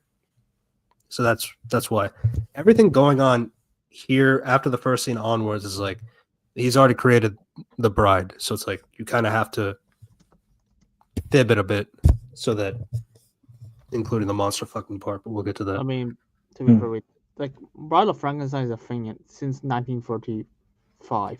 Yeah. No, I get that. I'm saying like those are all like, it's like the Wicked in that sense, like just your own canon making the Bride like her own character kind of a thing. It's like that kind of thing a bit. But yeah, I mean, basically So I guess you could try talking about it because everybody loves the flashback scenes. It's kind of whatever.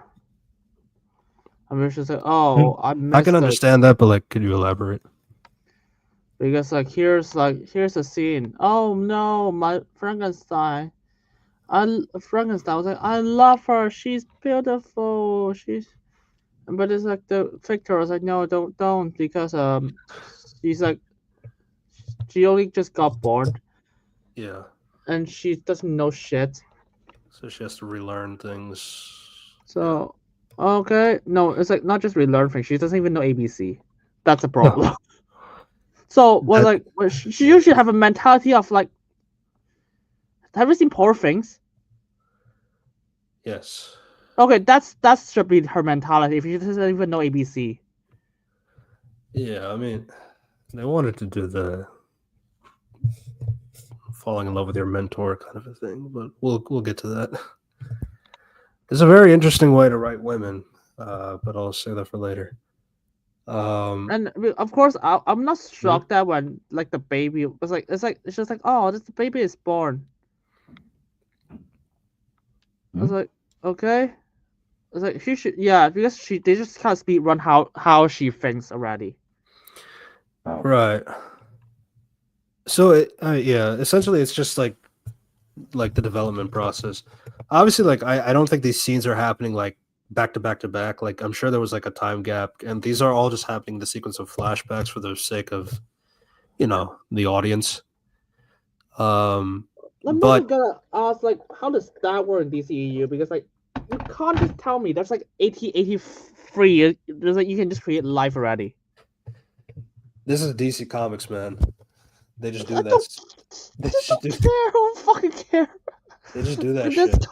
In this continuity, I was like, oh Jesus. It's like people should be like reanimating people left and right. The only argument is like I guess Victor was the only one who knew how to do that. But like you got the first scene, like the last scene of like it's like Frankenstein still running around both parties and shit. I was like, people should know that shit. You can't tell me this is like hidden. This is like public shit already. Oh, like I mean the concept of like reanimating a person to what they are.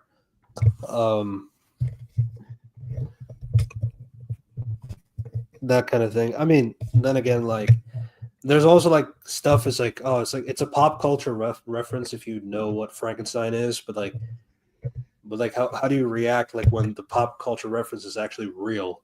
Like you can actually talk to Frankenstein like right in front of you. Okay, let me just do this. So what's your religious? Hindu. Okay, what if in DCU was like Hindu god is actually real and you got all the mythologists crammed into DCU? It was like, well, it's religious. See, DC Comics do that as well. I don't care. Okay. Again, like we were talking about this for the MCU as well. The MCU has Khonshu and like other Egyptian gods. They have that too in Marvel Comics. But like in MCU, like Thor is actually from a planet or something. I was like, okay. Yeah, okay, but that's just like a difference for the sake of adaptation. But yeah, but yeah, I mean, they should just establish how the fuck is the DCU for these DC first before just like here's Resurrection low. Yeah, I do agree with you because like ultimately it's overwhelming with how much shit you have to accept. Oh yeah, reanimating dead people. That happened. Anyway, so yeah. No, I understand like what you're saying. It is overwhelming, and that's exactly what I was afraid of with this new DCU. Because like it's not just Superman you have to accept. You have to accept a lot of things that happen in comics, in live action, and just assume that everybody just knows that, like everybody just cares about that, or everybody just doesn't want an explanation as to how these things happen. That's always been my fear. The fear is like exponentially like tenfold as of like right now, and there's just nothing you can do about it. Like, I mean, if they really want to do it, maybe just adapt Mary Shelley's stuff one to one. Maybe she actually has an idea. Yeah, maybe. You did talk about Bride of the Frankenstein, like that particular like stories that have happened with the Bride that is in DC Comics. You But, can't just. Here's the thing: yeah. if they just like, here's Frankenstein, I was like, how do you do it? I was like, actually, it almost destroyed my entire life, and none of it actually works. I was like, okay, so I can't do it again. It's like, okay, I guess. And it was like, here's Bride of Frankenstein, I can just casually do that. Mm-hmm. It's like, fuck. I mean, like, it's also like G.I. Robot was created to kill Nazis. It's like okay. In the comics, there's like 7 G.I. robots. So. No, this is This is also my problem with episode 3. Holy shit, there should be a ton of G.I. robots. Yeah. But yeah, I mean, essentially the gist of the flashbacks. I know, like, unless you find anything like super well written or anything like that, it really is just like kind of re-educating the bride to like know about English and like things like that, teaching her words and things like that, how to spell. She looks at a necklace that she really liked, and then it flashes back, and then Nina and Bride also have some conversations here and there. It's like, how, like, are those your parents? Tsk, don't tisk me. You can just say, no, that's not cool. My father was a scientist. So they see like the room of like the lab, basically. Wow, crazy. I mean, my dad was a scientist, but he didn't have anything like this. Yeah, and then you got a scene that's like, here, what is this? A hat. Fuck you. Cap. Close. Hat. Yes. Hey, trust me, don't have a scene of her just like, hey, what is this? A hat. See, I could accept it, but it's what happens at the end. Like, and that's what other people were upset about too. Is like what Victor does to the bride. You can't just tell me the bride is like, here, I'm a fucking mentality of a kid, but I'm gonna fuck him. Yeah, that's what I'm getting at. I mean, I don't even understand some of her reactions now, because now she should be extremely childish. Yeah, but I have to assume, for the sake of like, there could be a time gap between like when he's teaching her things and stuff like that. And like not all these things are happening on the same day or something like that. I have to assume that, just for the sake of that's what I did. Flashbacks at least. But yeah, I get what you're saying. I don't mind, like, if you're gonna teach her English and teach her words and like teach her concepts, that's fine. It's just when we get to the fucking part. Yay. So yeah, yeah. So he, I mean, he's kind of like justifying things to Victor as well. Not Victor. Victor is justifying it to the monster as well. That, like, she came from nothing and then she has to come back. It's going to probably take 9 months for it to come back to the universe. Talking very philosophically so that the monster can leave him alone with the bride. And the monster really wants the bride to be his bride and all that stuff. But the bride is like scared of seeing the monster. Same way. So, by the way, why is Frankenstein so big? Should I ask this question? Why is he huge? Yeah, if he's made of like normal body parts. That's a cartoon. That's a cartoon adaptation. He's not big at all in the. He's like 7 feet tall, but he's like super skinny in the real lore. But yeah, it doesn't make sense. I agree. Because if he's dead, you can't have like dead muscle. Not just that, we actually saw this. We actually saw the fucking dead bodies in his apartments. So. Yeah. It's like, you have to assume, like, I guess he got like bodybuilders, found like dead bodybuilders and took their bodies or something. But it was like in the 1800s, bodybuilders like that. I don't know, man. I mean, yeah, that's I understand what you're saying. Yeah, and yeah, so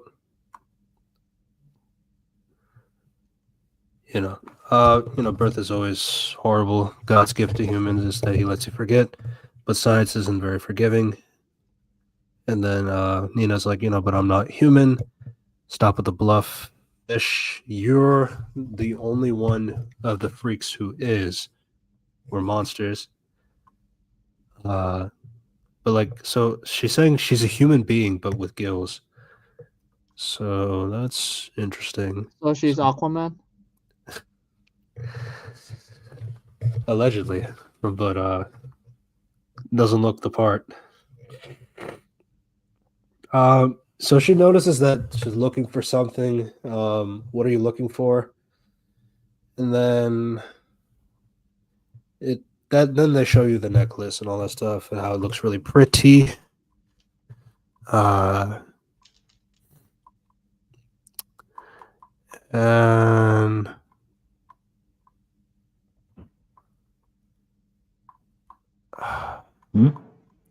So no, I mean, essentially, like it just gets to like she's basically just seeing more flashbacks and stuff like that, and then eventually Nina finds the necklace and gives it to the bride.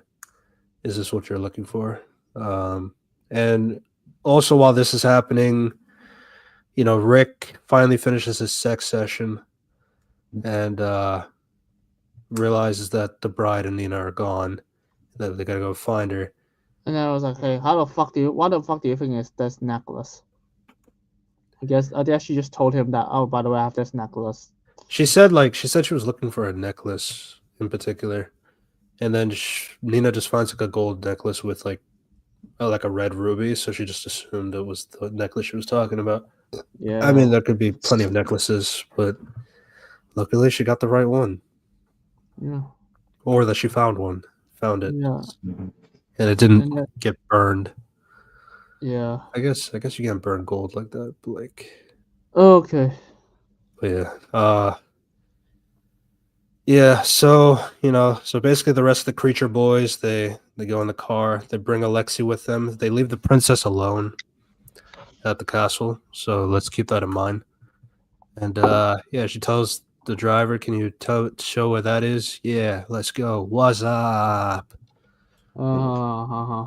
Very funny. I laughed every time. She should watch better movies. Maybe he has never watched, good movies before. Hey, a scary movie can be funny, but I won't call it good, but I'll call it's funny. I did watch scary movie from decades ago. So yeah, so they're off their way, and meanwhile, we finally see the character who has been talked about, but this is her first line. Cersei and the softies. They're so one of them saw that the bride and Nina are there as well. How? Don't know. So basically, a bunch of people just like hit. So the explanation is her followers found them. Yes. That's the explanation. Sure. How? Fuck it. It's not that they followed her or something. It's not. There's no car vehicles that surrounded it. Yeah. Right. And so yeah. And by the way, if you guys remember the Suicide Squad, right? Yes. Yeah. So remember anything else that's established there?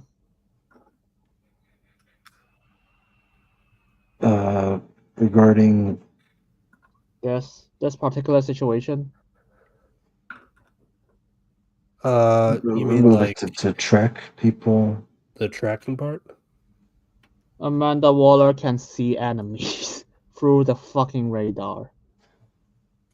So she can absolutely see anyone who's like who is around, like what's it called?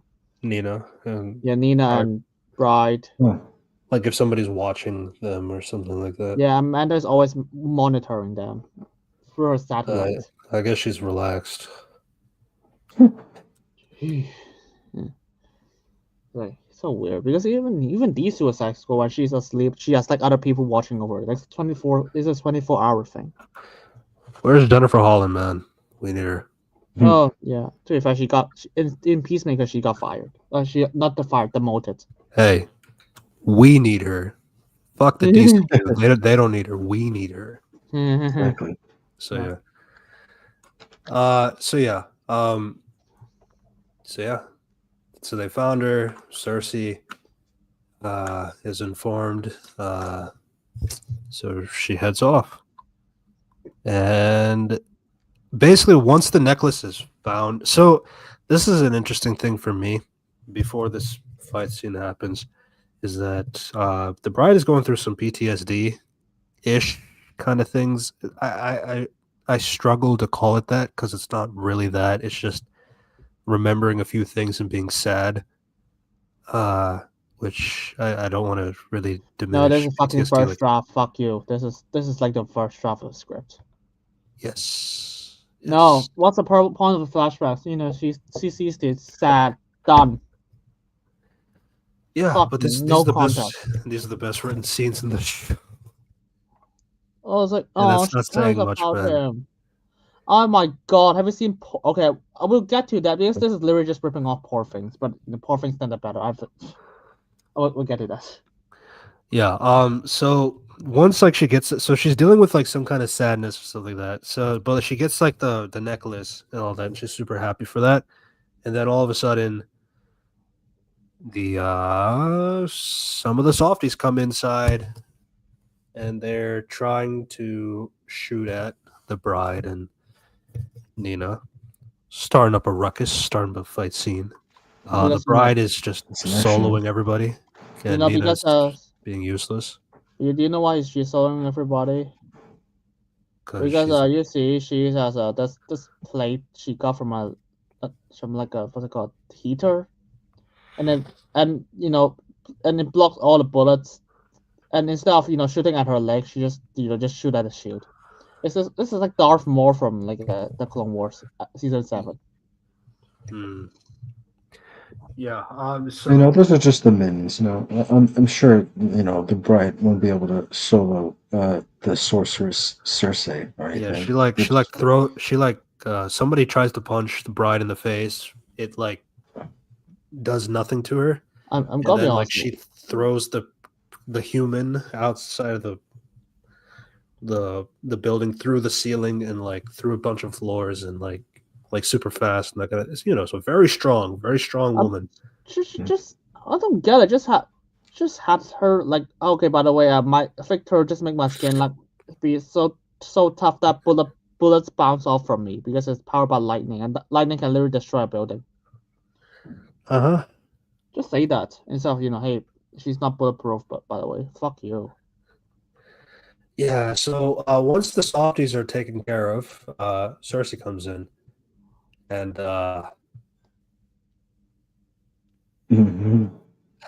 it's your favorite part. No, I mean there's a lot of things wrong with this show, with this fight scene. It's mostly just humans. I want Unity to do it first. So after I'm gonna bitch a lot. Let's just preface that. After like these people, okay, this is clearly just James Gunn telling online shows they are Nazis. Like with the woman they're Nazis, it's gonna be so apparent. It's like even episode 1 was like, got that implication.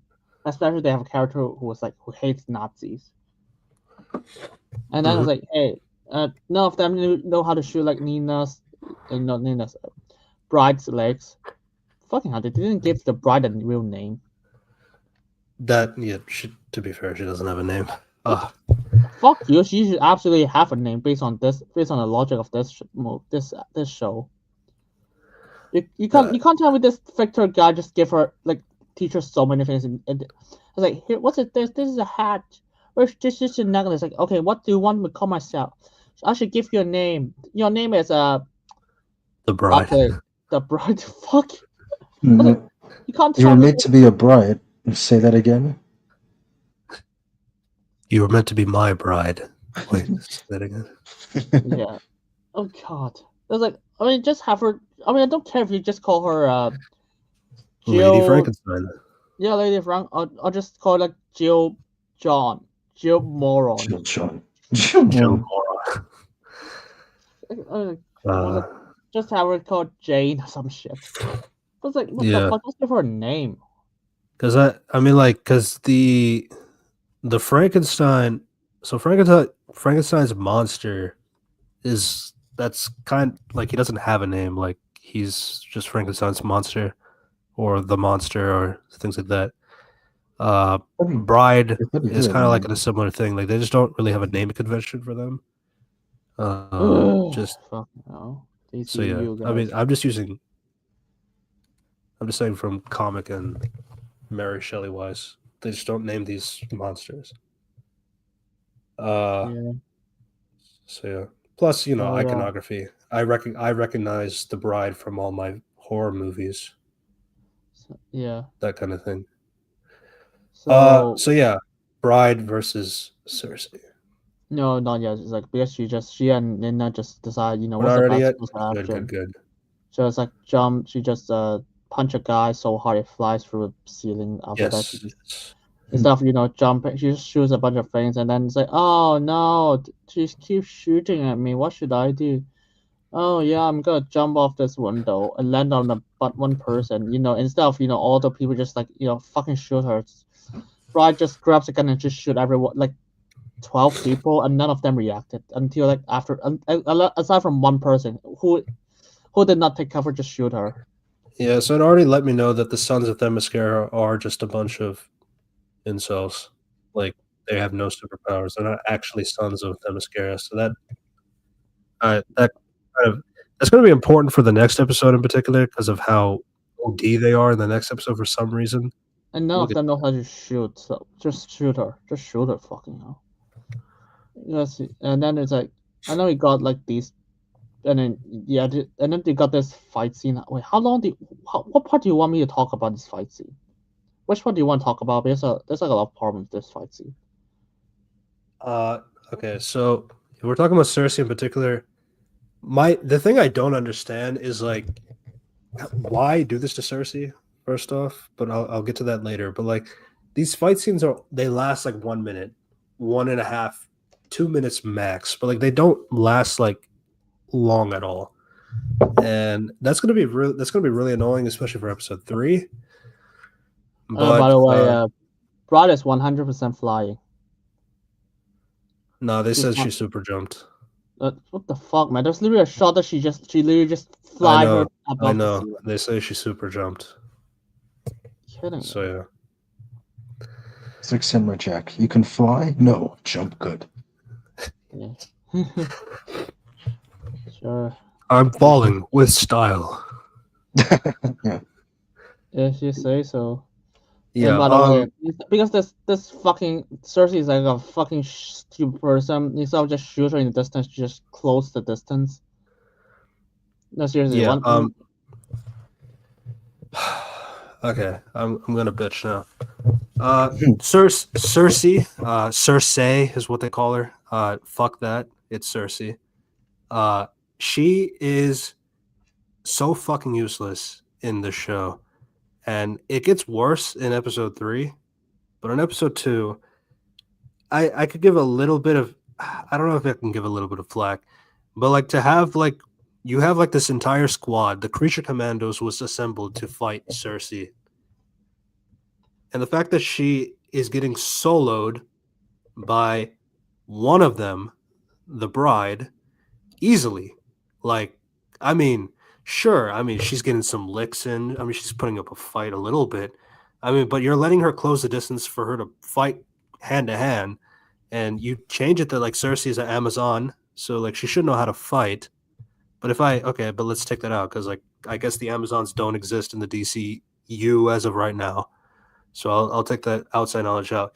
But you're gonna market like the character is supposed to be the villain of the show, and she's getting embarrassed in these fight scenes, like, there's nothing impressive of what she's doing. I mean, my other thing too is like we're in animation, and I thought in animation we can finally do some magic, like actually be more creative than purple lasers and pretty lights. But we're still doing that again from live action to animation. That's very whack. You also have the fact that Cersei is getting decked, getting like mollywopped by the bride, and it only backs out because I remembered, oh wait, I'm actually magic. So she uses her teleporting power, and then she teleports again. She doesn't use that power again as of right now, by the way, and that will be important for the next episode.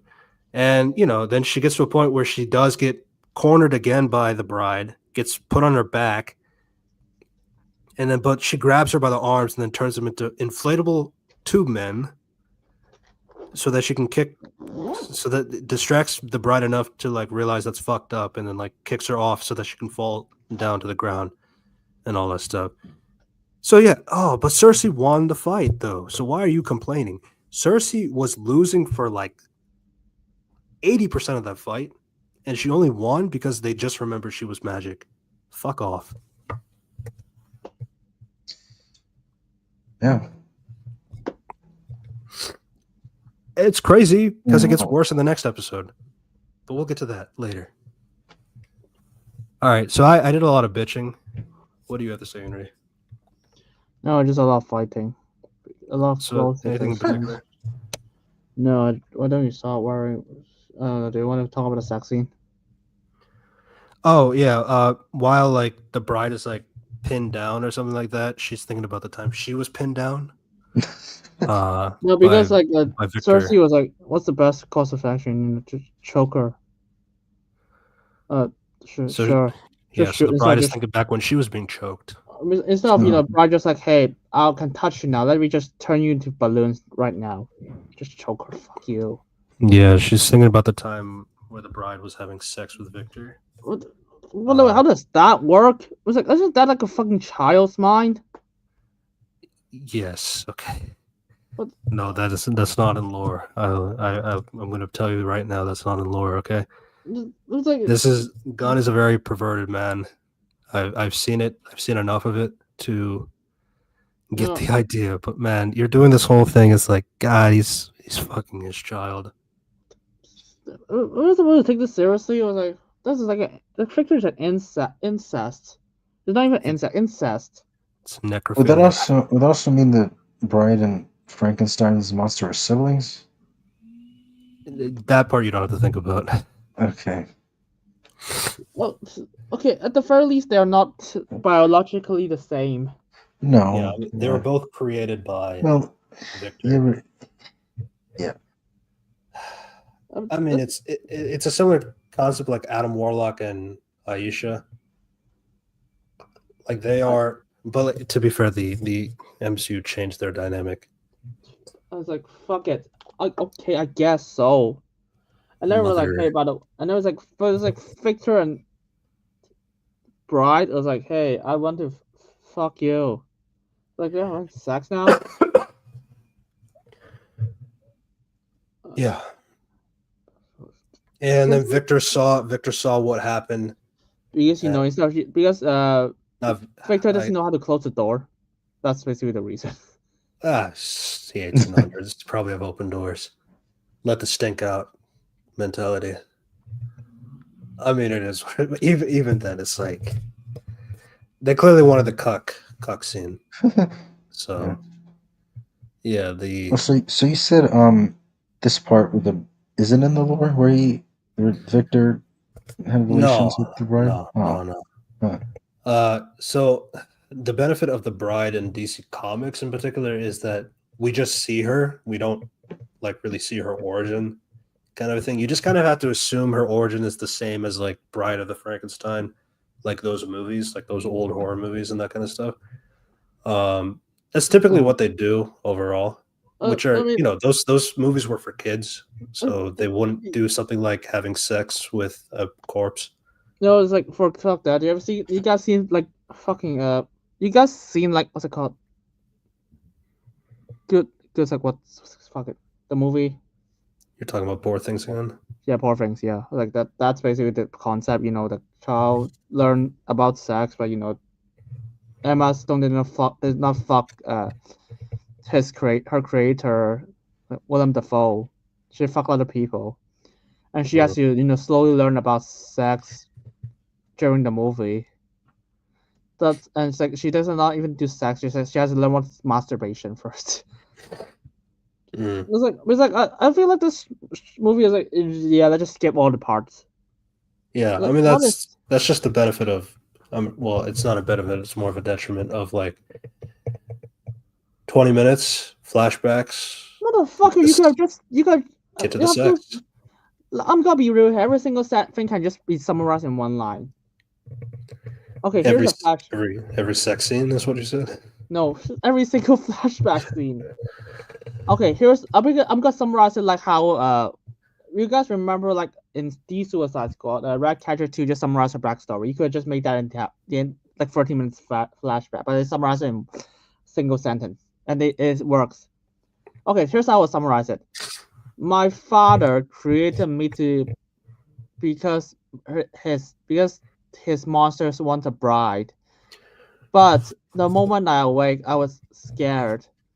So my father has to slowly teach me, like like a baby, of every single of how to what to like if you describe it like that, then other people will call out that's fucking weird. You can't acknowledge that. Whereas like we can be surprised by seeing the sex scene once it happens, like that kind of thing. So that's one way to look at it.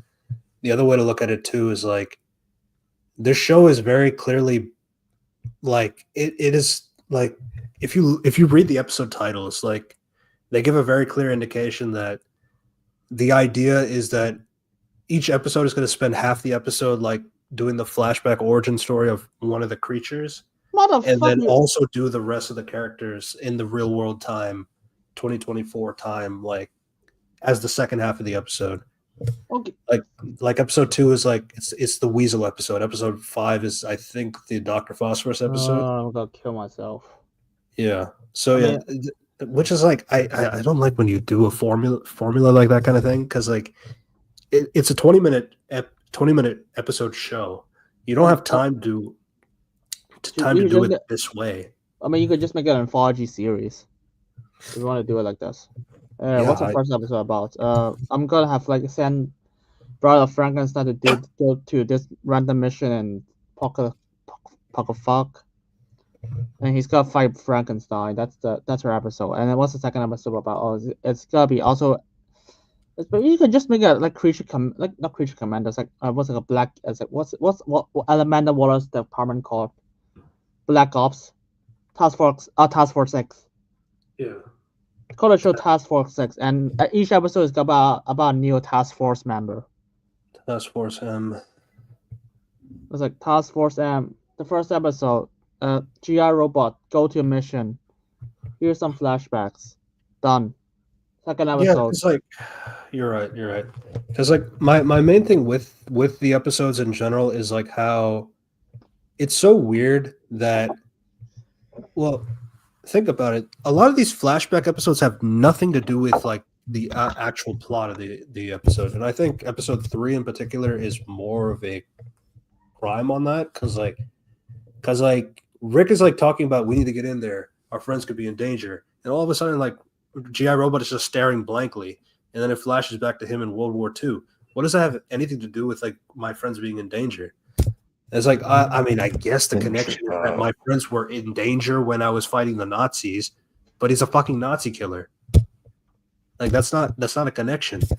And it's like at that point, it's like I feel like GI Robot, like there's no thematic kind of like tie as to like why we should flash back to these episodes. Whereas like in episode 2, as I said before, it's like the bride is actually in the mansion that she used to be born in and like lived in and fucked in. So it's like I just got to keep reiterating it. So then it's like, okay, I guess like there's material here as to why she could have some flashbacks, even though it's like basic, but like, at least there's like a plot relevance to putting her there. I'm going to assume that the Weasel episode, the next episode, is just gonna do random flashbacks of Weasel because like he can't talk. No, So, I saw the trailer, so I know what's gonna be about. I've seen the trailer too. Oh my god! Oh, by the way, that's say the lawyer. Gunn The says lawyer is that's- played by Linda Cardellini. So, oh, and Gunn says that's the best episode in his opinion. So, well, in my opinion, I don't care. Let me just watch it first. yeah. So I mean, it's like Russell T Davies is like, oh, 73 yards is the best episode I've written. It's like, fuck off. Okay, Doctor Who, by the way. yeah. Yeah. So that's basically. Cersei's a fucking clown, but it gets worse. So I'll save that for later. Nina is a fucking clown. I mean, she's just like, I don't know what to do. I don't know what to do. And then she gets shot in the back of the head by a softie. And now she's got her head, like her helmet, broken. And now she can't breathe. And then Nina is like looking at the bride. The bride is saying, I'm sorry. And Nina's weakly, go fuck yourself. And then like because she just do power punches, they just shoot her like a normal human being. Like, why don't you just do like the Dragon Ball death thing? Just cut her. Yeah. No, but you see like Cersei has like a 5D chess kind of plan. We'll talk about it in the next episode. Oh, yeah. It's a genius plan, by the way. But like while this is happening, Bri just has like another flashback, thinking about like how. Oh, by the way, this is before like the fish girl runs away, and because none of the henchmen is able to shoot her for some reason. Yeah, I mean, she's useless to be fair. And then because instead of the hunter just shooting any part of her body, it's like, yeah, let's shoot her fucking face. Or like, no, just shoot her body. Well, the helmet was actually more effective because she's completely decommissioned since she can't breathe. Oh. But I was like, if I was them, I would be like, oh, I'm so lucky that guy who actually has a pistol has a machine gun because we just shoot every single part of her body. I mean, what I'd say is like, I'm lucky that glass is like not bulletproof. That's my thing. Like whoever made that helmet was whack, setting her up for failure. Yeah. Yeah. So. Yeah. Then the bride's just thinking back to the post fucking Victor Frankenstein, where the monster is holding up has the corpse of Victor behind him because he killed her for fucking his bride. By the way, this guy isn't like, please don't tell Mary Shelley was like, hey, again, the bride doesn't exist in Mary Shelley. So Victor was like, I killed my dad. I killed him. Oh, I'm sorry. You don't understand, obviously, like she's like crying and upset that her father who fucked her is dead, and he's like, don't you understand him and his wretched giggling, his horrid gift-giving power? We were the only obstacles to our love. Now we could be together, and then it just kind of like montages them. By the way, what the fuck did Victor teaches his son? Hey, don't be an asshole. Now that's like the first lesson I would teach him. Because you literally see how well he teaches the bride. Now that's part of the understanding of Mary Shelley's Frankenstein. I'm not gonna if they want to do Mary Shelley's Frankenstein, maybe fucking adapt Mary Shelley's Frankenstein. It's just lifting dialogue. Well, we only have 20 minutes. We don't have time for that. I don't care. I was like, maybe actually spend your time well. That's what I was saying. Is like I feel like the flashbacks are. I mean, I get why people like them because it gives some story of the monsters and all that stuff. I feel like that's all that the episodes can offer is like those flashbacks, because like they're the only times where like they actually have the characters like feel like people in a way. And then everything else in the modern 2024 day is like, all right, I guess we're here to fight magic witch. And there Jesus Christ. Okay, it's like yeah, I don't like this formula of how they went about the show. Jeez. I mean, have we? I feel like an anthology sort of style for like the flashback episodes, just focus on the characters' origin stories, and then make a show of the characters as they are. I mean, we don't even have that. We don't even have much flashback in the Suicide Squad. We have one, and it's mostly just glimpses of it and summarizes in sentences. And that scene is not just flashbacks.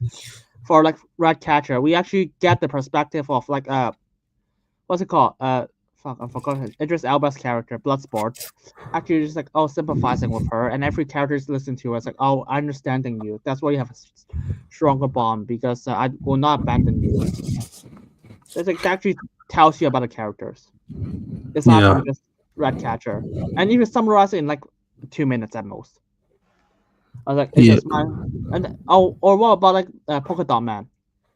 Literally, all he said is, my mom is obsessed with making superheroes, so she explained with me and my siblings, and it's like, what happened to your other siblings? Some died. It's that quick. It's that easy. You don't need a fucking flashback for like 20 minutes for that.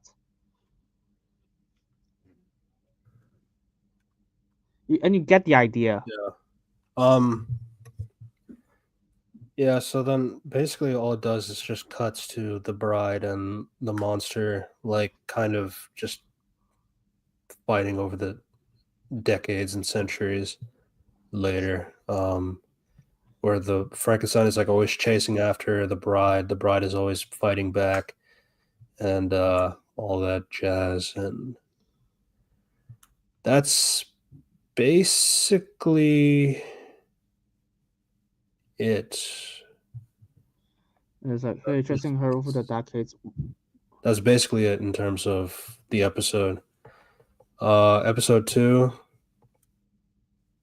just getting worse. I have no idea how the Frankenstein survived getting burned alive.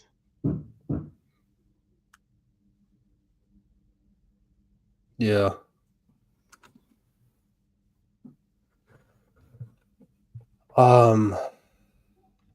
Episode 3.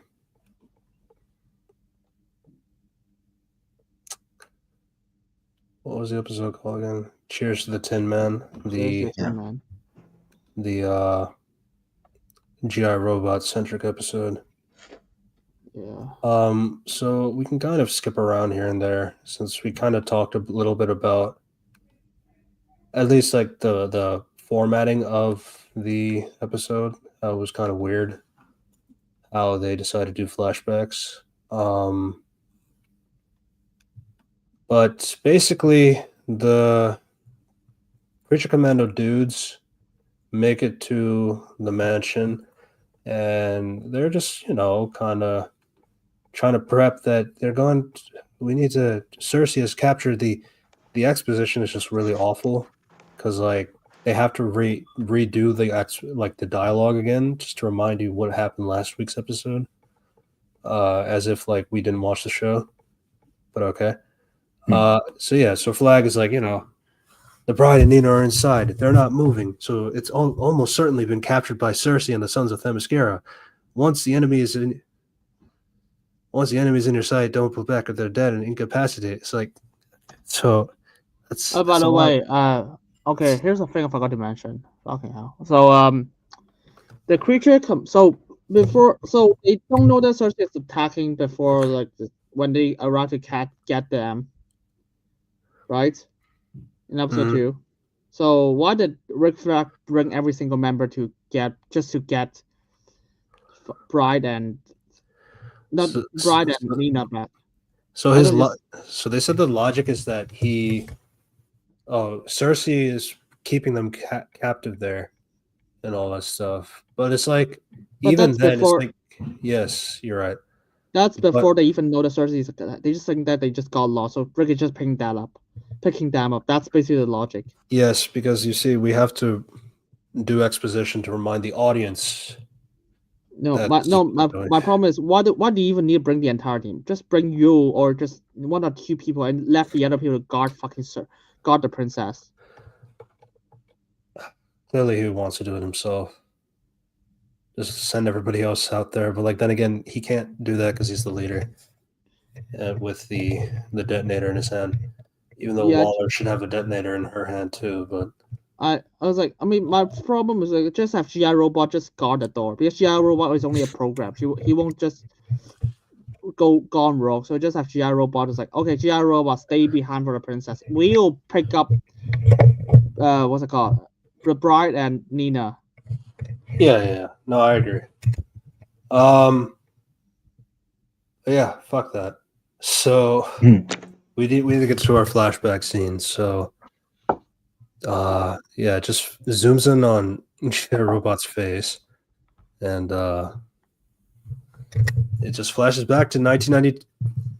It's 1944 or around that time, World War II, and our fan favorite character, Sergeant Rock, and all of them. Yeah, Sergeant Rock is getting a confirmed movie with Daniel Craig as the character. I don't think it's related to DCU, that movie. I think it is. I think it is, yeah. There's Luca Guadagnino, that director, he wants to do that. You mean that fucker who's making the American Psycho remake? Yes. You're kidding me. Yes. And he's got Daniel Craig, James Bond.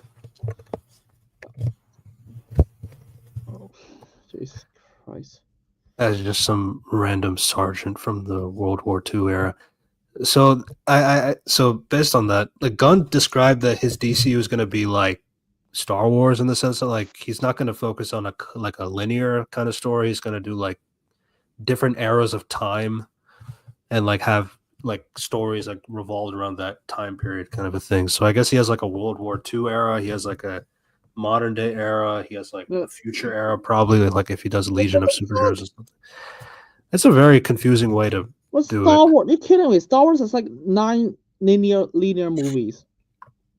Yeah, but he means like the concept of like, Boba Fett or Mando or like the Acolyte. How many of them are good? I'm saying like that's the kind of structure he's talking about, like in terms of Star Wars. How Star Wars is able to go to different time periods, like and that kind of stuff, and do a story based on that time period of the stories or stuff like that. That's what he means. Yeah, I guess. I mean, I've seen that done before. It's called X-Men, the Fox X-Men franchise. Yeah. So yeah. Yeah, I mean, basically it's just a flashback of GI Robot working with a bunch of humans for the Americans. Dude, it's like how does this show has like more flashback than I've seen in like The Gifted, or like the show literally about like a bunch of people, like over 10 mutants have to bond together to just save the world, to just fight evil organizations. And and even the Runaways, they have more some of them have more flashback than one season of either of those shows, and they have like an ensemble characters and with more episodes and longer run time. Yeah. I mean, this should just be an anthology. Here, GI Robot episodes. Yeah, Tin Man. You know that character, right? From Yep. Wicked. Yeah. The Wizard of Oz, but yeah. Mm-hmm. So basically it's just just basic jargon, military talk kind of stuff. German forces can't be that far up ahead, taken by surprise, but they hear a twigs break somewhere. Should I just say where did that? So why is there only one GI Robot? Oh, that's what you're going at. Yeah. It's like I feel like there's like I miss a lot of details for this episode. It's like, okay, the U.S. military is gambling a lot for this one unit that can just replace humans, so that they can win the war potentially. Mm-hmm. It's like I'm missing a lot. But no, it's like here's a robot. Done. Yeah. So there's only one. And yeah, so they have like a sniper on the top, like trying to see like, is there anybody down there? Which I realized like that kind of comm communications in that era, like in the 40s, like it kind of felt like an earpiece, not like a walkie-talkie kind of okay, thing. and in case people just don't know about okay, this is gonna be really confusing because I'm gonna talk about history in real life. Okay, I know that I don't like to bring out real life references, so this is absolutely not gonna be like a major promise and nitpick, but still. In real life, The Wizard of Oz actually bombed in the box office. Yeah. The reason it got popular is because in 1956, television broadcast premiered it in CBS, and this is how it becomes a public like really iconic because it's TV's era, and when they finally see it again, they're like, "Oh fuck, this is actually magical." So, The Wizard of Oz is not popular until 1956. When did World War II end? Oh, that's what you meant. The 10 minutes. I see. Yeah. World War II ended in 45. There's no way they should even reference that. And okay, here's even dumber. Unless somebody the reason why The Wizard of read Oz, the 1900 novel. It's like what do you call it? It's called when remember when Bucky references Gambit because he read the book back in 1939. Yeah. From Lord of the Rings. Like he didn't watch the movie, but he read the original book from back then. That was their reference. Maybe Sergeant Rock just read The Wizard of Oz and knows about the Tin Men from the 1900 book.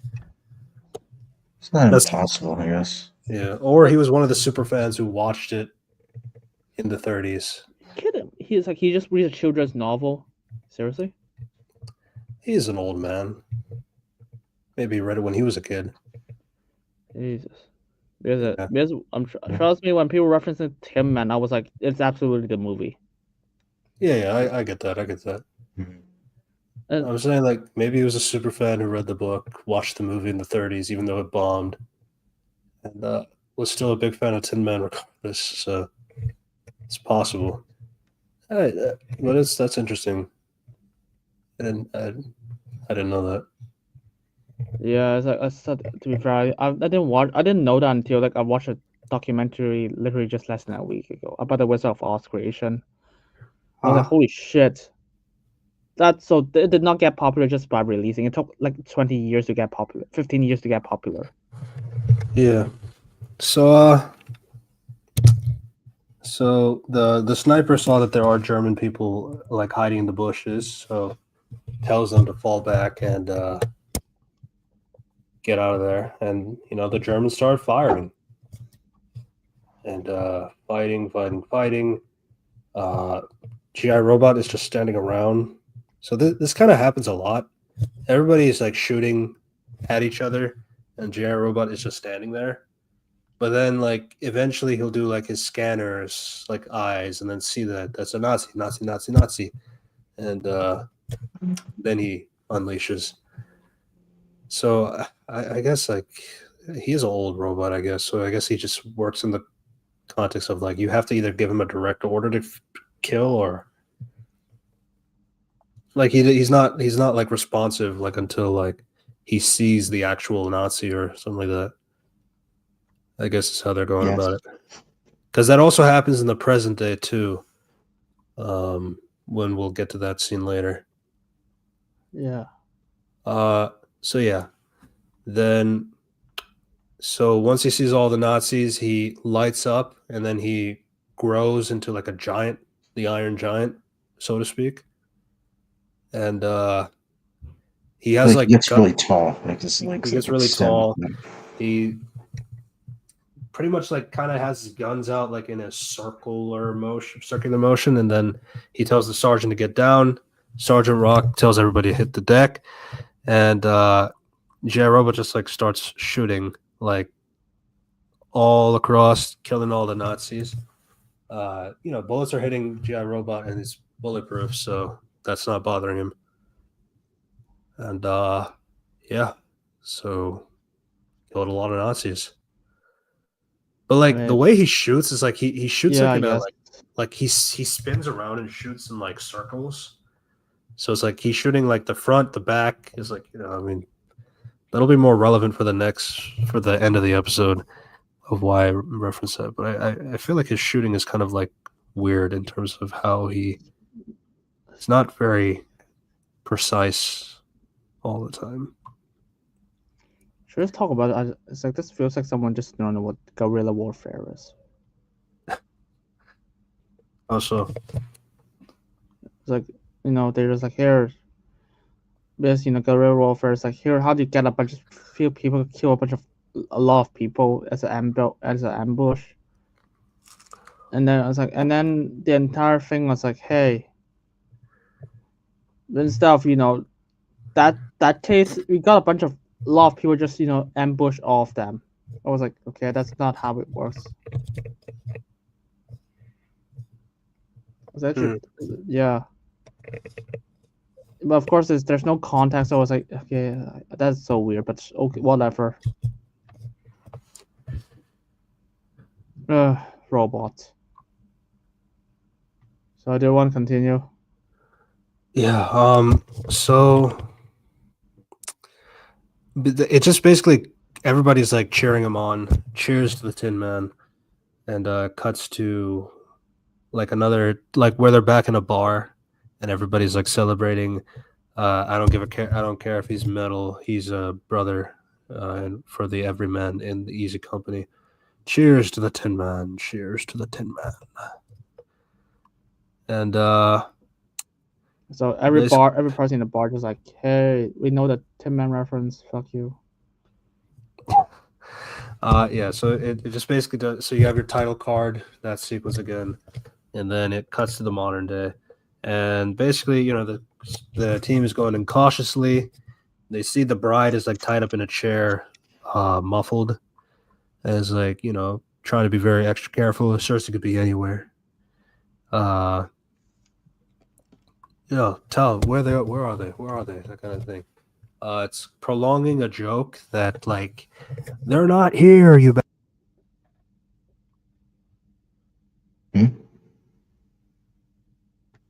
Oh, Raj just cut out. No. Oh. So yeah, don't worry. There's a lot of things to talk about. Like, by the way, do you know that every single character just busts through a wall?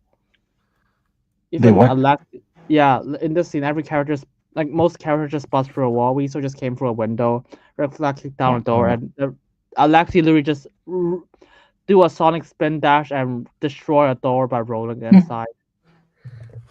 Like, okay, this armor has to be super strength. Open them. Yes. It's like, where are they? The Cersei and the Sons of Themyscira. First off, like, why do you keep saying Sons of Themyscira? That's not an easy thing to say all the time. Can't you just say Sons? Like, I'm just saying, like, practically speaking, but like, outside of that, but like, yeah. But then, by the way, this episode made me confused that because the radiation guy can just destroy a stone wall with a single kick. So it's like, how the fuck did Rick Flag even able to wrestle him in episode 1? Because Rick Flag is James Gunn, so I need my human characters to be very strong and powerful and beat the guys they shouldn't be able to beat. I mean, that's been true for a lot of James Gunn projects. So we talked about that earlier. To be fair, that's not the case in the Suicide Squad, but whatever. Okay. We're talking about if you're talking about Starro. Sure. Or Ronan the Accuser. Or Ego. Or High Evolutionary. It happens all the time. Just continue. Okay. So basically it's prolonging a joke. The Sons, they're not here. That's what I've been trying to say. Why didn't you say anything? Because you couldn't get the damn tape out of my mouth. Then J Robot's asking to go upstairs to find Nina, who's upstairs. So they kept Nina like in a bathtub, but like they kept her like wired, like using like barbed wire to keep her there so she can't get herself out. So Why aren't they dead? Cersei's considerate. Okay, why did Cersei turn Bride's hand back to normal? It's a balloon. Again, she's considerate. She's considerate. Okay, her plan does not involve them needing to be alive. She's considerate. I'm so confused about Cersei. Again, I'm saving like the biggest thing I'm angry about for the end of the episode, so I'll save that for later. Don't worry, that's like the next scene. It's like after the bathtub, they put it in the chair, then they stay at the car, and then they explain Cersei's plan. I was like, fuck. Yeah, so Nina's fine. GI, my disappointment in having no Nazis to kill when I arrived is lessened by my pleasure that seeing you alive. A little bit of romantic tension. It really isn't what people keep saying that. It's just he's just being nice. But the helmet has shattered. I can't breathe without the thing. So you know what? I'll take the entire bathtub with me. So yeah, he pulls the whole bathtub out of the socket, and Cersei and the Sons, they attacked you, and then they just left you here alive. Why would they do? Uh-oh. And it's like, no, you could still kill them and still do that same uh-oh kind of thing too. Why would they leave you here alive? That makes no sense. Oh. Unless like somehow Cersei knows like if the trackers I don't know if it like gives a signal if they're dead or something on the trackers, and Cersei knows that. That's but I don't know. That's for, but it's like how would she? But it's like how would she know that? Yeah. Yeah. Wait. Oh. Yeah. Yeah. So bullshit, and they get in the car. Everybody go back to the castle now. And yeah, they left the princess alone. They realized, wow, I'm a fucking idiot. I left the princess all by herself. No shit, you're an idiot. And then it's like, first off, you also left her own general, the Alexei, like took him with him too. So like, you really just give her nothing. Not even her own men are there to defend her. So stupid. And and he has this whole like, get us back to the castle. Cersei led us here on purpose. She wanted us to be away from the castle so she can get to the princess. I hate this kind of exposition. But like, it does another flashback to. Forgot, by the way, if Cersei is not one damn dead, wow, every single person is literally just firing machine guns at them. In the last episode. At who? No, like the Sons of whatever fuck. Sons of Woman's Island. Just spray machine guns at them. Yeah. Like, okay, that you clear one damn dead. Yeah. I'm not understanding. In the last episode, like this Cersei was like, hey, because though she's a leader and they'll obey with every single command. Cersei was like, hey, shoot them with machine guns. That happens so many times that they literally just try to shoot like Nina and Bride. Oh, that's so like, why not kill them now? Yeah. It's like they literally have to gaslight a motivation. I was like, oh, they want her to be alive to track that. I was like, no. In the last episode, you want them. She's a kind soul when the plot needs her to be.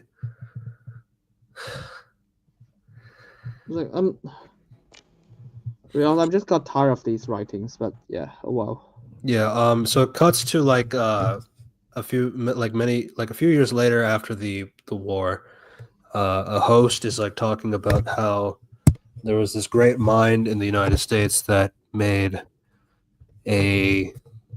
somebody like GI Robot. The proof is in the pudding. Why am I pudding?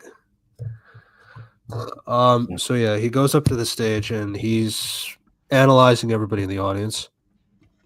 Incredible mechanical soldier that was a product from the greatest scientists in the U.S. Army. He is a killing machine who took down over 1,000 enemy troops in the war. So when Waller said 300, it's like, I guess she was right. Really lowballing it, though. Very lowballing. So yeah. But yeah, GI Robot is like scanning in the audience. Do you see anything interesting out there, GI? Can I call you GI? You just did call me GI. You know, that kind of humor. Have you checked all these people's identification cards? No, we haven't done that. Why would we have done that, GI? To see if there are any known Nazis. If so, they will be dispatched of in short order. Everybody is not laughing. Well, Yeah, I don't I think there are thought, any Nazis here. That's what a Nazi would say.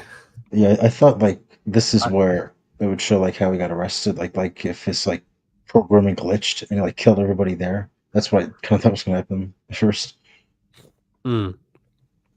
Yeah, the only thing I like from this episode is the meme. That's what a Nazi That's would what a say. Nazi would say. Yeah, that's about it. So it turns out somebody is watching this interview. William Magnus. I have no idea who that person is. He's the creator of the Metal Men. And clapped. Creator of the Metal Men. I've always been fascinated by the old film of the subject in combat, but never realized they seem to have William Magnus. vague self-awareness. It's extraordinary. It's first of its type, really. Oh, found it. Oh, she's the creator of. Yeah, the Metal Men. Who's Metal Men? Metal Men is like a team of like. Oh, don't worry. Doom Patrol. I mean, there are some of the Doom Patrol metal are in Doom Patrol, but like it's their own team basically. It's just like a team that William Magnus makes of his own that are just like robots. Yeah. So he made the. Oh no! Sorry. Somehow I thought that he made one of the person from what's it called? I forgot the name. I forgot the name of that team for a moment. Let's see. What's it called again? DC. The authorities. One of the members of the authorities. No, the engineer. Yeah, the engineer. Yeah, not the engineer. He has another female robot too. I think Mercury or something like that. I'd have to check later. No, but yeah, William Magnus. So he later gets access to GI Robot and has him under his control. You Dr. William Magnus, scientist engineer. I specialize in AI. Are you a Nazi? No, I'm not a Nazi. And he said, so he's basically being told by William that, I'll piece you back together when I'm feeling and maybe give improvements if you're generous, but like you're very remarkable work for something made in 1943. And, he's not. That is really remarkable. Like, I'm not kidding. That is really remarkable, especially if you're one of a kind. To be fair, the only says that, our top scientist made this. This is one of the kinds. What the fuck? If this guy thing is successful, you mass produce it to fight Nazis. Yeah, because they thought they were gonna fight Nazis forever, of course. Yeah. And of course, I don't even know what the fuck. I mean, to be fair, there are still Nazis today. Yeah, I'm just saying. Yeah, of course. That's what a Nazi would say. Like, I don't even know what the top scientists would be like. Here's a robot. It's like, nuclear bombs. Yeah. So yeah, basically, he's just kind of like trying to talk to GI Robot, but GI Robot is still very occupied. Are there any Nazis nearby? You seem to really care about Nazis so much. I was created with the sole mandate to kill Nazis and their allies. But do you want to kill Nazis? What I want is irrelevant. My directive is all that matters. But if you theoretically had no directive, what is it that you desired? He thinks about it. Some days I'd like to be reunited with my boys. My boys? The boys at the Easy Company, sir. And kill Nazis with them. Have you seen them? No, the war was 20 years ago. 20 years ago? Yeah, oh. So Oh, so that does change everything. 74 years. The last time you killed a Nazi. Gunn, you didn't proofread your work, bro. So that would put us at 1963. 60, yeah. And 1963. And I don't even know if there's a time gap between this scene and the... There is a time gap because he was caught in a antique shop. He's been in a pawn shop for a while. For a while. Yeah, because you put a fucking Nazi, like a weapon of USA top scientist in the antique store. Yeah, do you know what? Do you know what we also should put in the antique store? A nuclear bomb. Because we don't use nukes anymore. Let's just put it in an antique store. I suppose. Yeah, no. You don't know these guys? Sergeant Frank Rock, Bulldozer, Little Sure Shot, Wildman, Canary, Four Eyes, Bogman. Am I supposed to clap at those references because I have no idea who they are? No, you don't. Those are the guys that J.R. Robot fought with. Yeah. The Easy Company. I don't know who any of those people are. The Easy Company is just another team from the 40s, basically. I'm not even sure whether the U.S. military just allowed this random guy just like, here, analyze our machine. He's an engineer, to be fair, but like I guess they gave permission is the thing I don't really get. Yeah. It's like, what? Yeah, what do you give permission? Like, all you have to do is just like, he's one of our top. He's one of our top scientists who made the machine. That's all you need to say. But no, your implication is he's not. And Alan Tudyk is playing this character as well. So this is his third DC. Yeah, to be fair, that's like really often with old animations. You get one voice actor who voices a lot of characters. Yeah, I do think that this is the character he'll probably play in live action since he's a human. Oh yeah, absolutely. Yeah, the other two are like CG, like Dr. Phosphorus and Clayface, which we'll save that for another time. Oh, they make a Clayface movie, yeah. Clayface movie. Yeah, so it cuts back to the present, and Princess is sleeping very peacefully because she can't hear gunfire happening outside. Yes, that's what I was getting to. But then like this guard comes in. He's like, wake up, princess, wake up, princess. It's not safe here. It's not safe here. What are you? What? Because she's still waking up. So then he starts to run out the door, and the first thing that happens is the guy gets his face blown off by a shotgun. So yeah, that wakes the princess up right there. And then actually not a shotgun, like a bazooka. It was something big. I know it was definitely something big. But like if it's a bazooka, that it should also blow up the princess. Nah. Now this annoys me greatly because like first off, the princess runs away as she does, and the guys are talking about the princess is running away. Yeah, you're right. She is. Oh, right. We have to go run after her. And they chase after her. And she goes to the bottom floor, and she runs into another son of Themyscira. And there's a lot of problems with this fight scene. I'm trying to go one at a time first before we talk about like all of it. So he just picks her up, grabs her, smacks her in the ass. That's not even like a great problem because like there's like a lot of things even before this, because like these two fucking retards, I mean totally sane people, because I was like, oh, she's hot, let's not shoot her. Like you got commands to just shoot her. Yes, I wanted to say that for after though, because like this gets specified afterwards, where the big guy puts his over her shoulder and is like, we're supposed to kill her. So yeah, but why don't we fuck her first? Take advantage of that, right? Yeah.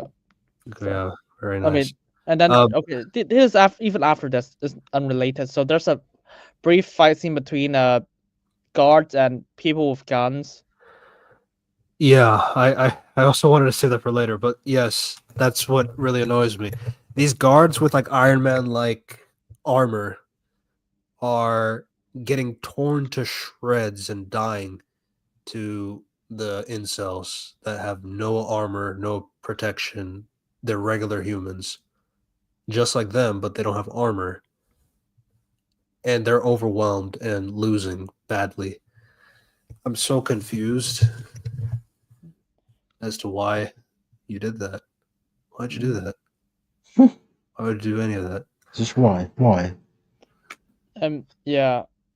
I don't, and also they're out in the open, and all the bullets just suddenly fades away. Yeah.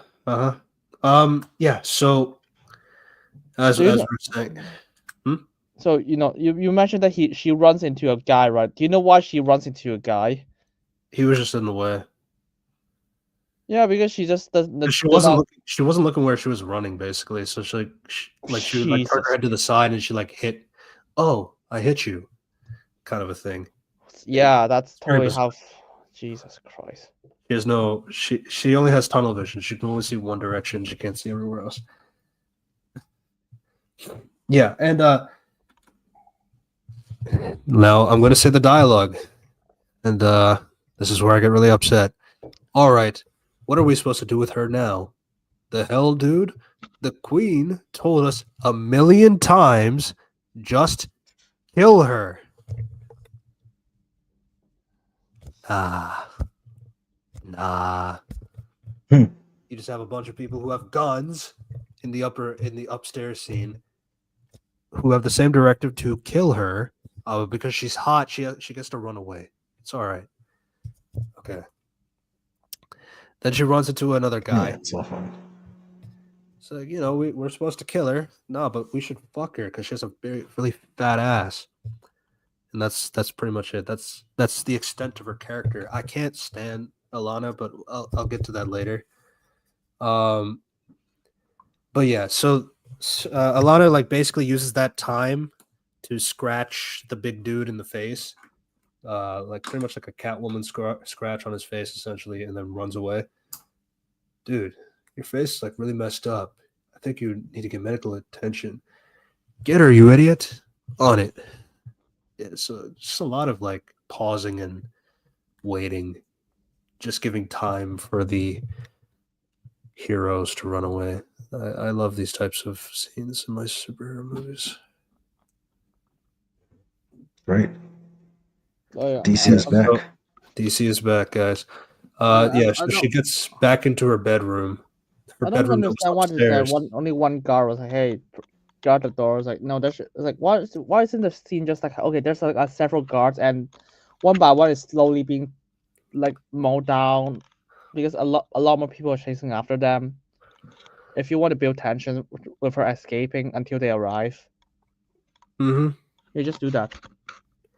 Yeah, so somehow she ends up back upstairs again to her bedroom. So I don't even know how you did that. Like, what happened to the other guards that had guns? Did they just like disappear? Yes. Yeah, so she goes back to her room. She locks the door. They're trying to like hit it, like open up, bitch, that kind of stuff.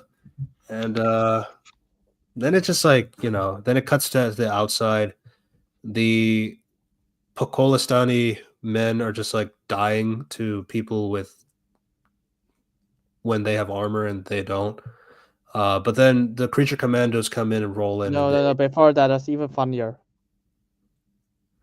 I heard the stock sound scream.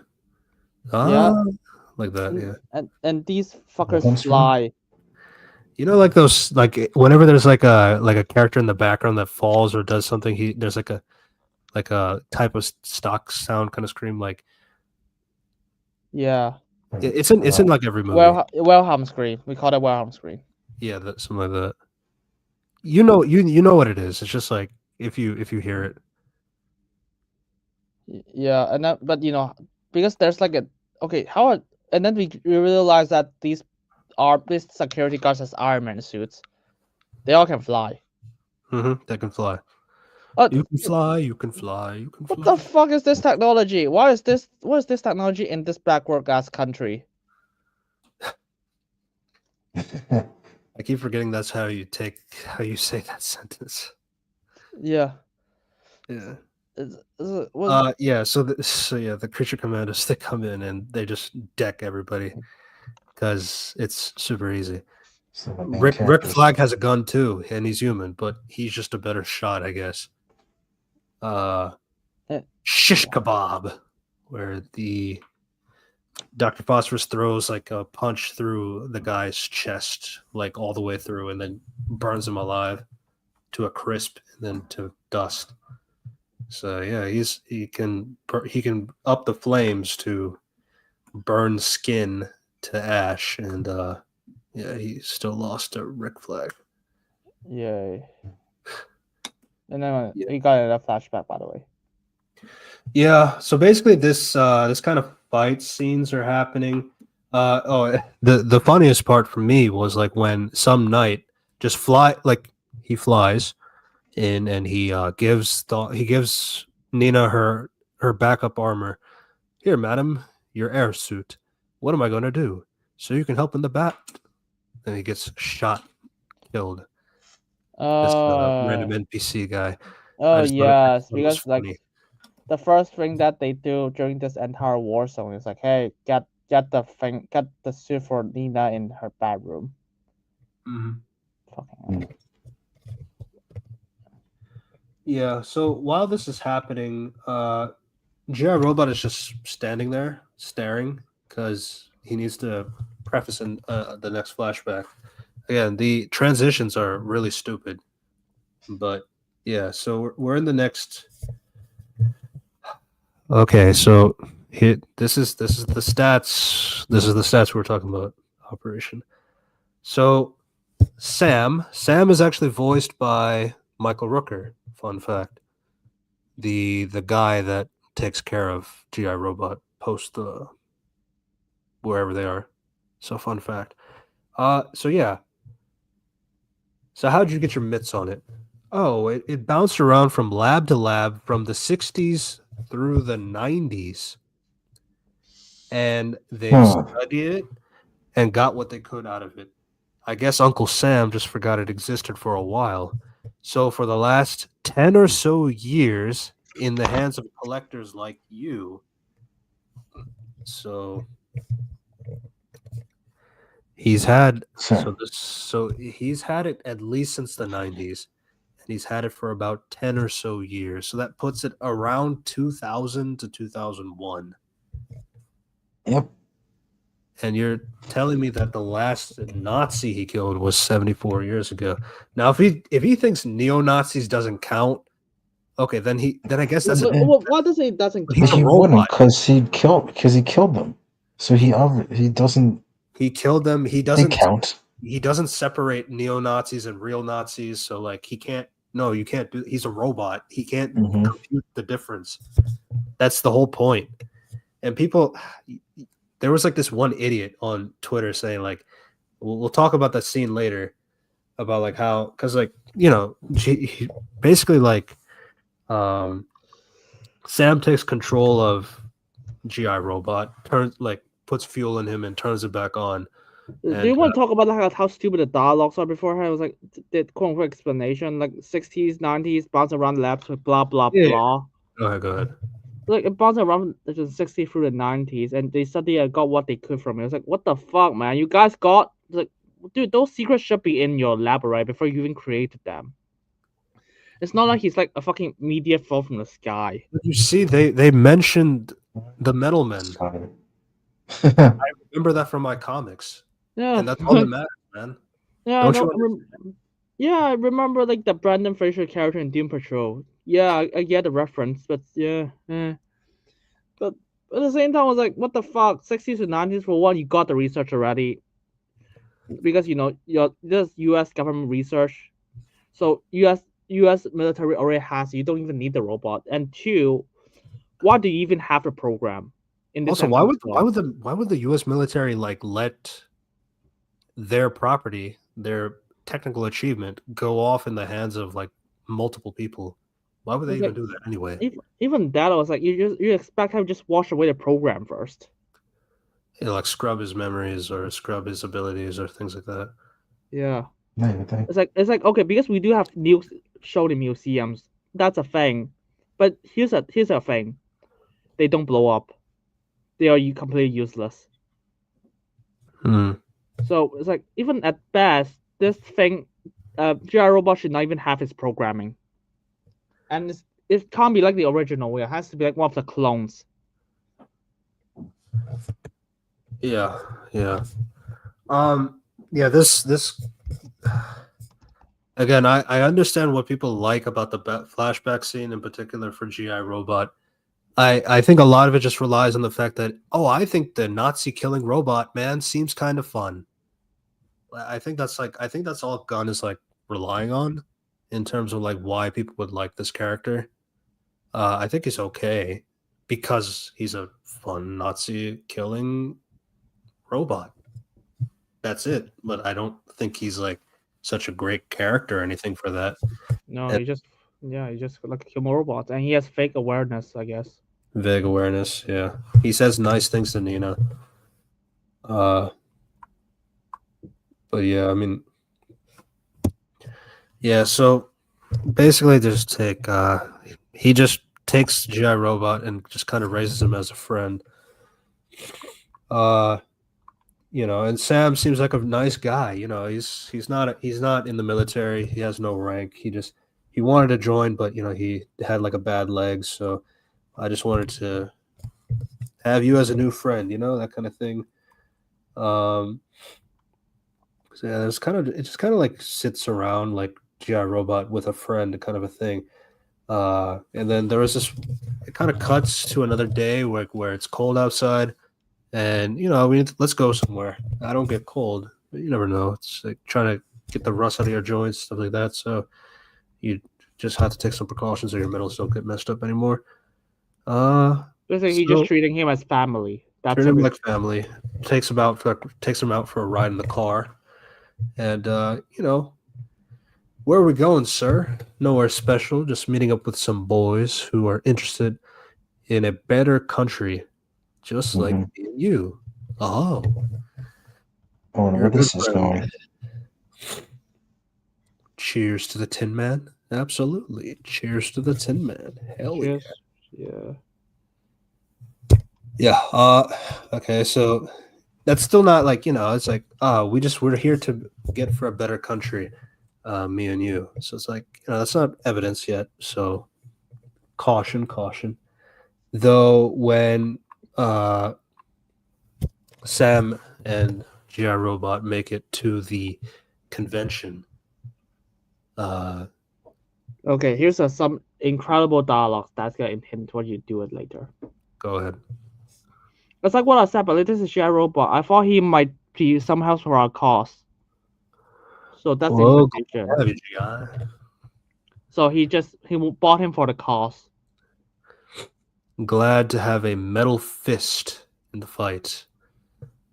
That fist is very emphasized. So yeah, let's do you want to, and then you got the twist, right? You want to say the twist? Yes. So GI Robot's looking around. He's seeing an interesting color of clothing. He's seeing an interesting style of a hat. He's seeing how people are doing their hand gestures. He's like, he's thinking about all these things. Oh, but then welcome all to this meeting of the Hub City National Socialist Club. Operation Where's Hub City?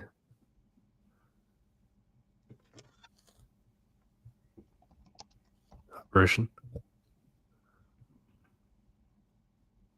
Is that I'm looking at the places. I'm trying to Google this. I was like, is there some place in DC? It's something in USA I do not know. Yeah, Hub City is a fictional city where the Question operates. What's the That the character who has like faceless kind of look. So Hub yeah, City holds the dubious distinction of being one of the most dismissed American cities rife with the crime and corruption, which even outrank Gotham. yeah, it's a worse city than Gotham. But it turns out Hub City National Socialist Club, and he drops down the flag, which is the Nazi flag. So Yeah, we're. do you want me to talk about how dumb this is? Okay. I was saying, what was Hub Okay. City? Do you remember what Hub City is? But yeah, it's Question's hometown. Yeah. So That's the second thing I It's remember. pretty shit. Yeah, it's a terrible. It's worse than Gotham City. Okay, this means nothing to me. So I was like, sure, whatever. I thought this legit a fucking place in real life. Well, I see. Boy, You gotta clap. Nazis. And so GI Robot is very happy because he has found Nazis to kill. And Sam asks, like, "What'd you say there, GI?" And then he blows them away. No, but huh?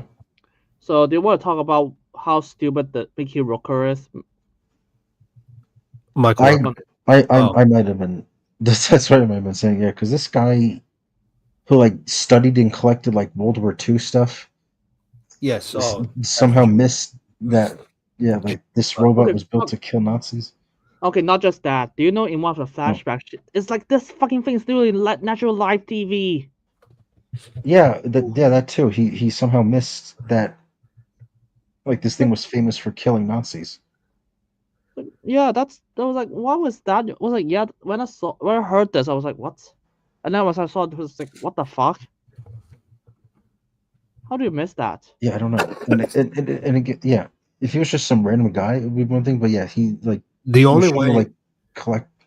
Like, the one way you can get around that is like if he says he wants to leave and GI Robot is curious, like why is he leaving? Then he follows him.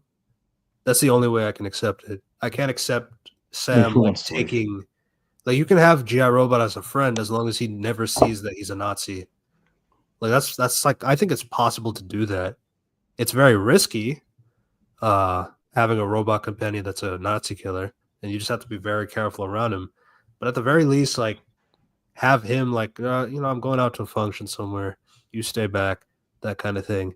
And then GI Robot gets like suspicious or something, and then he follows, and then sees that he's at a Nazi rally, kind of a thing. That's the only way I could like see it like kind of working. I mean, or you could just like because they hinted like, oh, this robot has a fake consciousness, so maybe the thing that he sees like, oh shit, Nazis, and so even though he knows that he's a robot, he just like, okay, I'll allow you, and because I assume the programming is not there. He can't. So that could be interesting too. Like he probably wants to kill Nazis, but he can't because like it's already been taken out of him. Yeah, I mean even that, or you can just do something like, oh, he kills like every single person in the room, but the last person he kills is Sam. So he was like, here's my thing.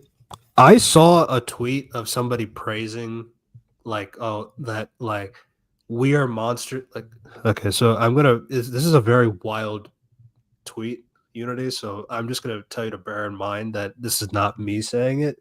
This is just I'm saying it off of what somebody else said, and it's been trending for a while. Because this person was like, this episode taught me that like humans are monsters because we fight over like petty squabbles like tribal politics and not consider the niceties of this one person and stuff like that. So tribal politics is being said because Nazi. So that it's just a politic. It's like, it's just a point. They just have a different viewpoint.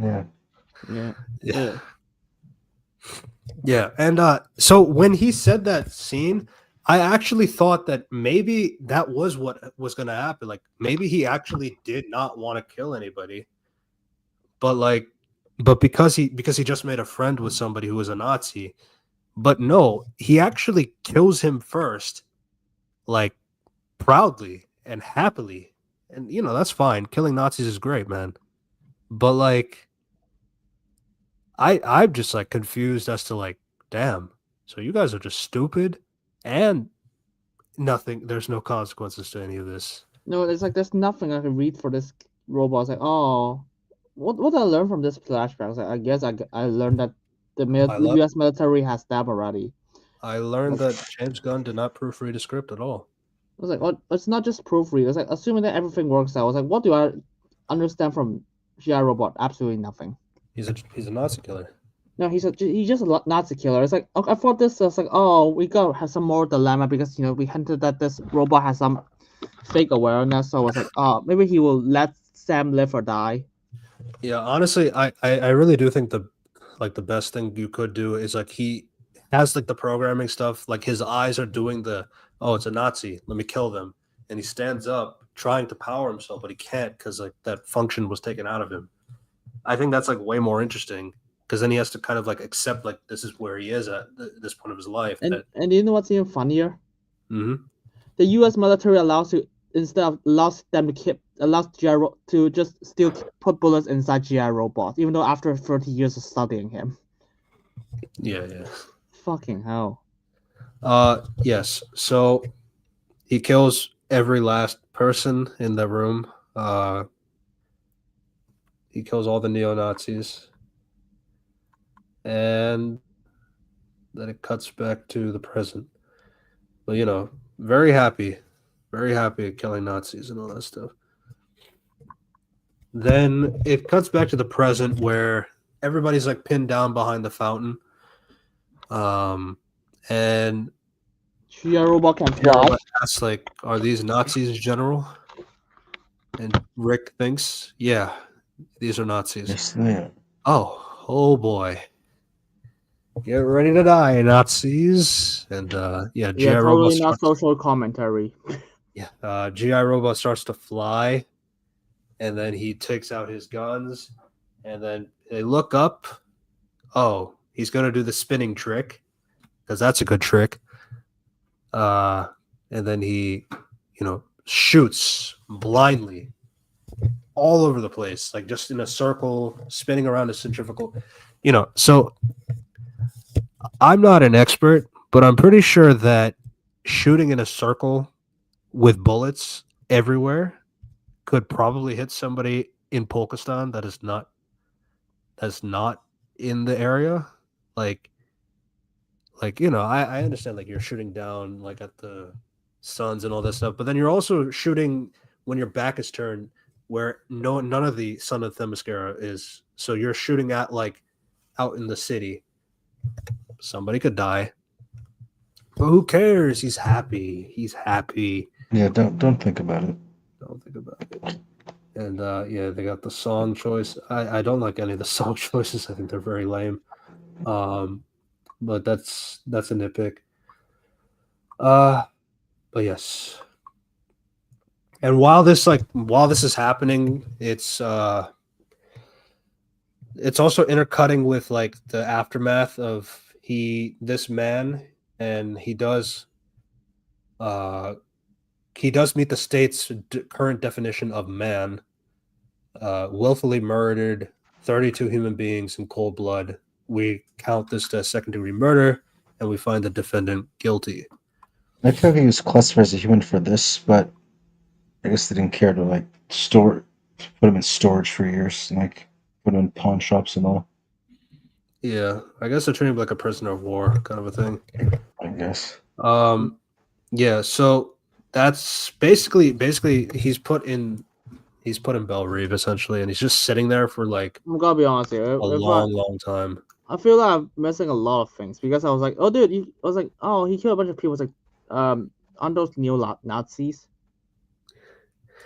I was like, Yeah. and I was like, yeah. and then we got dialogue. It's like he's still, and then we just got dialogue. So I was like, oh, actually, we got use this for a cause. I was like, aren't you? So are you telling me that a GI robot killed those people who was about to use him as a weapon, anyways? I was like, I feel like I missed a lot of details. Like, okay, how does that work? And then it's like, no, let's just skip all the actually potentially interesting stuff and just like fuck it. He's he killed people. We don't have time for it. Kill the Nazis. He's happy because killing Nazis is great. And that is it. And then while he is laughing and spinning and shooting at every direction, including at the children that we can't see, gets exploded. Cersei explodes him. And, well, that's enough of that. And so where the fuck is Cersei the entire time? Being a bitch. Yeah, I was like, I mean, now I was like, okay, why do you even need to be in that? It's like, why do you even need to be in the build in that hot mansion? Just have Cersei, just like, oh shit, the two monsters are there. Let me just have my Sons of Woman Island go there. I'm not gonna name from a fucking scare or something. I was like, Woman Island, and just like you can say Amazons if you want to. Amazons. Sons of Amazons. Yeah, so all Cersei does is just fires like a generic magic blast at them, but like she's not really, just keeping them out of the way, basically. So Like, yeah. she flies to the castle to kill the princess. And instead of just doing it herself the entire time, just like, here, man, you just teleport, just kill her in a single shot. I thought they gotta do something like actually she has superpowers or something. Not the princess has superpowers. But no, I was like, okay, so now the plan is like, oh, I'm gonna, even though it's like this is a trap, I'm gonna go fight Bride and Nina myself, even though you do not need that, and you just need the Sons of Theranos ambush them, and then when they leave, she's gotta be like, okay, now I'm gonna go to the princess house and just kill her in a single blast. Actually, fuck that. You don't even need that. All you need to do is like do a Star Wars Episode 2 Attack of a Clone. Just have her teleport in her room. Just shoot her in her sleep. You can fly and teleport. Why don't you just kill her in her sleep? Actually, why is she dead already? No, it's like no. If Cersei just wants her dead, it's like she should be dead a long time before the Creature Commandos even come to Episode 1. Because like her man is not capable of doing anything against the Sons of Theranos, and my bad for mic change. I don't know why my mic is working, so I have to go back to my headset. It's gonna sound a little weird. And yeah, the plan is just Creature Commando. No, so if there's no Creature Commando, which is before the show even started, she would go kill Princess Irios, the princess. Yes. So princess should be dead already before the show started. Okay, so I want to bitch about Cersei more, but I'm gonna save that for after we talk about like what exactly she's doing. So first off, before that happens, you see like the guys they eventually do break Alana's door, and why don't we just use gun to shoot the lock? So at this point she decides like once they open the door, then she goes to the closet to get her gun, and then she uses that opportunity. Then she uses that to she just locked the gun in the safe for some reason instead of just put it next to her. No, I'm saying like they were like hitting that door for a while, so it's like she could have had the gun out ready to go at any time, but she decided to wait till they broke the door open. Then she went to the safe to try and go and open it. That was my issue. But yeah, you're still right in the same. Yeah, then she shoots the skinny guy, and then the other guy still chases after her, even though she has a gun. She has a gun in her hand. But why did none of them have guns? Doesn't he have a gun in his hand? So yeah, convenient, I guess.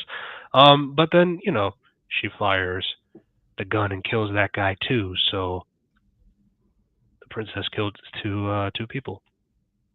But then you see what happens is that Cersei, hello princess, destroys the fucking wall and knocks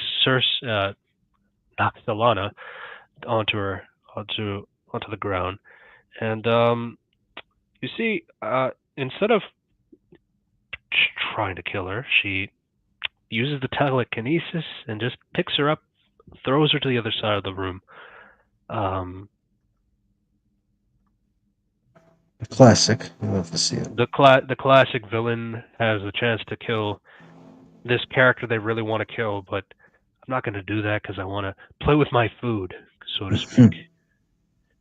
I mean, and then you know, Alana even says like, you know, I'll do anything you want, anything you want. I want you to die. You to die. What the And fuck? then- You could have just said something more interesting. It's like a missed opportunity. It's And like, not do all the shit. Cersei has 3 lines in this entire show so far. 3 lines in 3 episodes total. I got And, nothing. It's like she just want her dead because fuck it, the plot said so. No, it's like literally the plot said so. I was like, if you take over Palaskatan, you get to be with me. Take over the animal with me. Yeah, so you see, once she says that, she does the magic, I'm gonna kill you. God. Then I will destroy you. Remember how like Wonder Woman's villain Ares was treated like a joke, then her villain Cheetah was treated like a joke? Now let's talk about Cersei, who's a fucking joke. So she preps the killing blow on Alana, but then all of a sudden this scraggly ass rodent motherfucker just scrambles his way in. First off, she hears she hears something is running up the stairs and trying to get into the room. She hears that, so I don't want to hear anybody saying that she was caught off guard, because people are unironically saying that. Cersei, Amazon sorceress, I don't like that, but like I'm going to take it because that's what the show said. Amazon sorceress hears a fucking weasel going up the stairs and trying to run at her, and for some reason she can't teleport for this thing. Oh, but you see, but Weasel looks weird. Like she looks like he looks like a weird thing. Like you'd be surprised if you saw a Weasel run up at you too. She's a fucking Amazon. She's seen monsters. I don't think Weasel is that big of a deal for her. But no, Weasel knocks Cersei down to the ground. They fall the entire way down, and then he is like scratching, biting, like, you know, wrecking Cersei's shit. But what can Cersei do? Well, Cersei uses her opportunity to punch Weasel in the face, so that she at least give her some space to back up. And Weasel is scrambling because of that punch. But then what does Cersei do? She uses her magic? No. She just decides to like start crawling away, and then you know, Weasel uses the opportunity to like pretty much grab her by the back of the head and slams her down onto the pavement. That fucking bitch. And then you have Dr. Phosphorus lean down, puts his hand over Cersei's face. Now Bert, like, he says some kind of dumbass catchphrase too. So Cersei is such a considerate person. We talked about this earlier. But like, you know, she basically allows Weasel to wreck her shit, scratch her up, bite her, do all that stuff. Let Dr. Phosphorus take the time to bend down, pick her up by the face, like have time to prep a corny joke. I always love a good barbecue. That was and then burns her face, screaming in like fear and all that stuff. And my God, why would you do this to fucking Cersei? Maybe she just maybe the twist is like this is not Cersei. She's actually Kirky. I don't want to fucking hear that. Oh my God! Like, and then you have Cersei. Yeah, you wanted the brides. Like, you wanted monsters. You got monsters. God, all this fucking corny ass dialogue. And then, you know, Nina, like, we fought Nazis together. You and I. It was a beautiful day. Cheer to the Tin Man. Then he dies. I don't care about. By the way, Nina did not even do anything, so I don't even know. Yeah, she's a fucking bitch too. Yeah, but like, you know, you don't understand what you've done. You've doomed the world. Fuck you, Cersei. Oh my God. I can't stand the fucking disrespect. It was so painful for me to watch Cersei get her ass obliterated, not in the right way, by the way, but like skipping that. The fact that she lost so badly, embarrassingly, that I don't want to see her ever again. I am sorry. I know people love Anya Chalotra. That is fine. I love her too. That is fine too. But I do not want to see Cersei get fucking humiliated to this extent, and you expect me to be okay with that. And honestly speaking, too, I know it's not fair to bring it up, but we kind of have to because Gunn at least knows comics. He knows that Cersei is a Wonder Woman villain. If I ever see Wonder Woman fight this Cersei and she is like, she can't rock her shit or like she's like struggling against Cersei, I'm going to be embarrassed for Wonder Woman. Wonder Woman is going to be on the underneath power level wise against Weasel, and I have to accept that. And then you have James Gunn going on fucking Twitter or Threads or whatever that fuck thing, and he says like, "Oh, why would you do that? Wonder Woman is like way faster than Weasel." But you see, the reason why Weasel beat Cersei is because he has superhuman speed, and she was caught off guard. She needs to use her hands to do magic. What? Why would you write it that way? And No, secondly, if you're going to defend, no, I'm to be sorry, honest, Andy. to be honest, for me, it was like, oh, that's the main villain. She sucks. Okay, it's like the same issue with Zack Snyder's Justice League. I was like, oh, this is the main villain for the entire show. What? Oh, you got beat him so easily. No, Okay. but then like people have said that she's not the main villain of the show. There's going to be somebody else. Which good. Honestly, I want Cersei dead. I want Cersei dead because this was so fucking embarrassing. Do you want to just talk about like logistics? Like just logistics. Why should I talk about logistics, man? Because. What is the point? Because I'm thinking as I write it. Cersei's getting obliterated by Weasel. Why should I take her seriously? What kind of logistics has to like apply to there? Writing for what? It's magic versus a regular Weasel. So okay, so because I'm treating this as a clean slate. So why?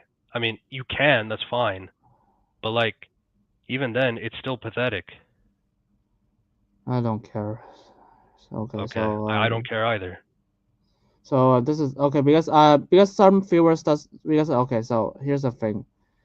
So whatever you think, so this is how it works for this writing. So this is literally the same problem with like James Gunn's Guardians of the Galaxy Volume 3, where the villain does not know that to use her hands, you just literally do anything. By the way, she can literally just because like all she has to do, she literally touches Weasel at one point, so she could have easily just turned Weasel into balloon at this moment, and then the fact that she doesn't require hands to do teleportation or fly, and the fact that she got burned in the face, I was like, okay, this is, and she did nothing. I was like, okay, she's just stupid, and I know. I was like, well, how does that work? And then you just got Cersei. You're just like, oh, it's like she just defeated. I was like, no, you can still. They are right in front of them. Just shoot them with your magic. You're not like your hands are still working. So that's how. So basically, what happened is like Cersei has so much opportunities to just kill them, and she just forgot about it. Even then, Gunn is still wrong because like she does teleportation and other stuff without using her hands. And honestly, that's a stupid like way to like nerf her anyways. Because like, what if you're a magician and all you have to do is use your hands and that's it? That's really weak. But even if I ignore that, he still did examples of her doing magic without her using her hands, especially teleporting. Teleporting was something she really needed to use, and she didn't use it at all. That's my problem. And again, I don't think it's crazy to like talk about like a comic book character and like not have any expectations about it. But like even then, fine. I still have that whole issue like how I just don't want to see her ever again. Like I'd rather you kill her off because she was embarrassed so badly that I don't see any value of like bringing her back or making her like I've seen people like like oh she's maybe gonna get her power boost by Hecate. To get a power boost to beat a Weasel is crazy and embarrassing, and I don't want to see her again. I mean, I'm upset. Yeah, no shit. But like, I No, don't I know. get it. But then again, I don't understand. Like, I talked about the writing too. It's not like I didn't say that. You should just let me just talk about the writing first before you go on that rant, instead of just shutting me down first. Because I like didn't some shut you down. some viewers he just wants to listen to like, okay, this is how it happened. I mean, I was like, we didn't have to do this on the. yeah. You don't have to explain it on the pod. So yeah. And then we just got this is because like that's how the episode end. So instead of, by the way, none of them after defeating her, none of them restrain her, like, you know, chains, nothing. They're just like, here, let's just have her yell out a word. Because the episode ends. Yeah. Right at that point. But like, again, I was gonna say more, but it was more like related to like, I don't like James like going on Twitter or Threads and like defending his writing like this, because like obviously we can pick apart at what he's saying because he's defending it. But like my example of like him doing this with an actual writing one was Guardians 3, when he was explaining why didn't Peter Quill bring his helmet, and he's like, oh, he didn't have time to do that. Why would he have a second helmet? I didn't even like the Russos having another helmet there in the first place, because I wanted him to never have a helmet again after Guardians 2, even though it took out all plausibility that maybe he could have a spare, or maybe he could get a new one or make a new one or anything of that sort. But he's like, this is what James does. And like he's like, when he starts defending his writing online, and this is the problem with him being a chronically online person on Twitter or Threads, explaining like why he does like what he does. I can understand that for production stuff. Like when you do that for like your writing, especially when it's like badly written or something like that, and you're going to defend yourself, I get that, but like you're opening the floodgates to more people like criticizing you for that kind of thing. That's just my issue, and I think the Guardians criticism that he had was really stupid. And I'm sure you agree with that too. Yeah, I do. But yeah, I just like, yeah, I agree that that's really stupid, and you should be the one who is blaming yourself instead of blaming other people. Mm-hmm. To be honest, I can just read this online. Read what? Yeah, I just read a lot of things online just in case of like, because I do my research for it before I do anything. So it's like, oh shit. So James Gunn has some really weird stuff. Because I'm confused. Like, how did he fall from like Guardians to? I mean, even the Suicide Squad is not bad. The characters are really good. And then we got like Creature Commando and Guardians 3. It's like, what the fuck happened? Sometimes when you do a gimmick and you keep doing the same gimmick again and again, you just lose corners, or you just do something generalizing, or I don't things like think that's the reason, because you can even like, because I've seen like even a lot of directors can just keep doing the same gimmick over and over again, and it's fine. I have nothing against it, but at the same time, it's like I have to go through like notes after notes of like, okay, what went wrong? But he can't accept that. That was the problem. If he's like explaining like why it made sense for Weasel to beat Cersei, I mean, do you accept his explanation? No. Okay. So okay, I'm going through like the suicides, because here's the thing. And like this is before like James Gunn has like a lot of control for like, you know, writing and stuff. Even during in the Suicide Squad, he has like, okay, Warner Brothers like, okay, here's some restrictions. I mean, and then it was like, okay, you can't do this. You are allowed to just play some, like, you have to do something with like the first film. You can't just retcon a lot of things. You have certain things you have to talk. So this is what happened when she wrote the Suicide Squad. Of course, now he's in charge. He does not have to listen to anything. Even in like Guardians 3, 5 years, like, hey, do whatever, just don't kill off these characters so we can use it in the future.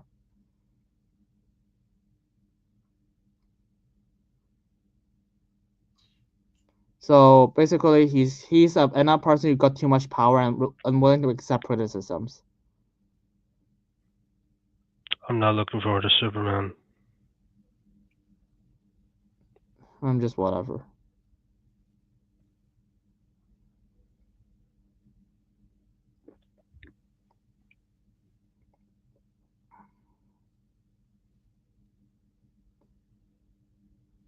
So yeah, that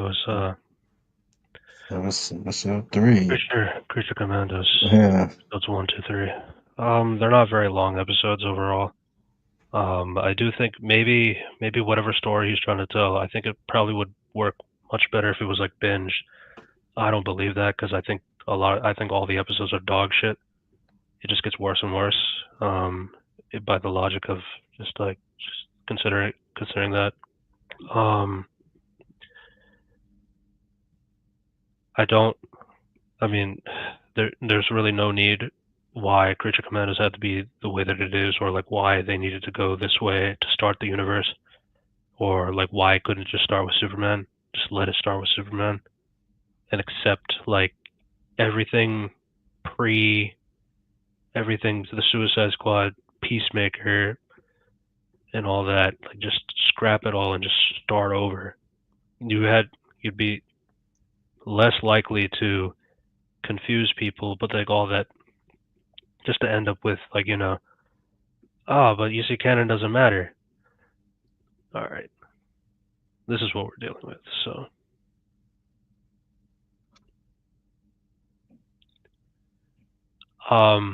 again, as I said, it's episode 3. Maybe the show gets better and all that stuff. I don't see any reason why I should believe that way, but I guess maybe Cersei does get better. I have no reason to believe that with how embarrassed she was, and all that stuff. I mean, Well, like, it's all part of the plan, you see. even if it's a part of the plan, it's like you don't have to lose all your values or like that kind of way and like get bitched like that. Like it's crazy. But like even then, it's like this is the kind of like embarrassing to the villain that you usually you say for like the last episode. That's what it feels like. It feels like this was the finale. Like with how much Cersei was propped up and like how easy it was to take her out and how easy it was to burn her face, and she puts no fight or no resistance at all. And then I know it's unfair to say it, but like why should I take her seriously against Wonder Woman, her arch nemesis? And then it's like if you're gonna underpower like Diana just so that Cersei can be like toe to toe with her, then you like now you're like and then everybody's talking about this whole power scaling kind of thing and that kind of conversation. Sometimes power scaling conversations need to happen, man. And again, it's like, why Cersei? This character could have been Morgan Le Fay, and nothing would change. But then, we can't have our references to Themyscira and Amazons and stuff like that. So, whatever, I guess. But yeah, that's essentially my transparent thoughts about Creature Commandos so far.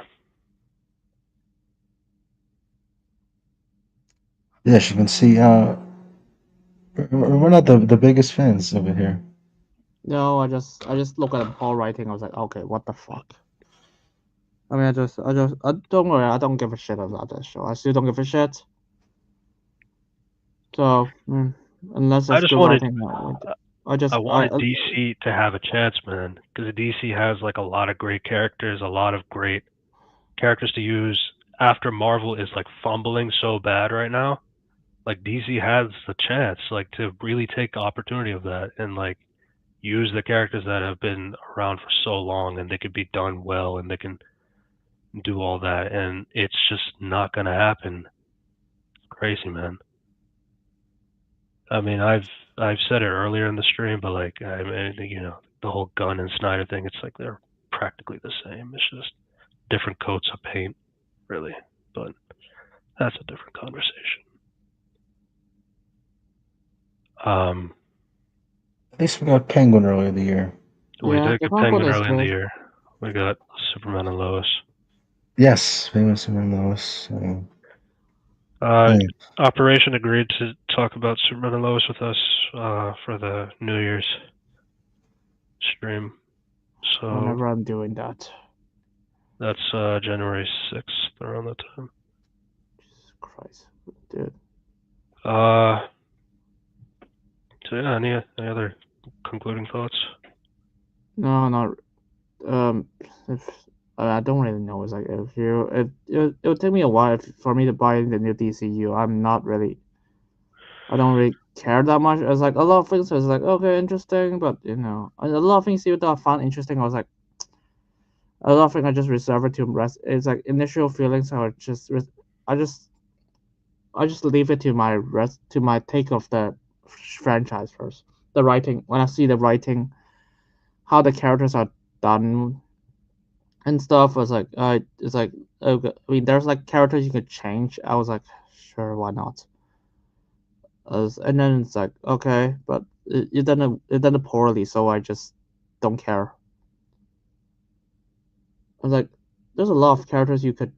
It's like when I saw this, it's like, okay, that could be fun, and then Creature Commandos 3 episodes in, and I was just kind of uninterested. I mean, there's like cool stuff visually, but at the same time, the writing just does not justify anything. I was kind of like let down by it because Peacemaker is like it's the same problem with Peacemakers to an extent that there's a lot of bad jokes and then the dramatic moments are being undercut.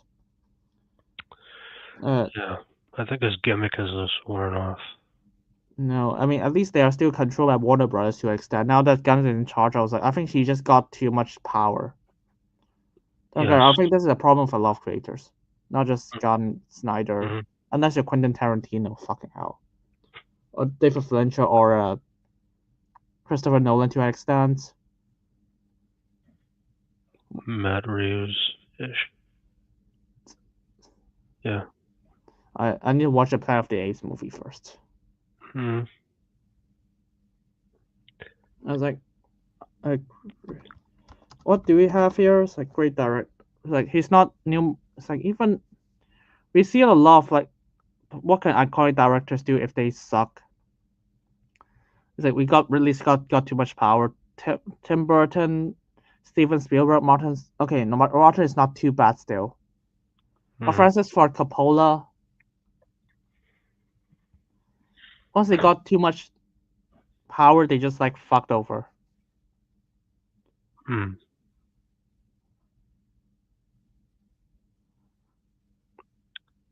Oh well. Operation.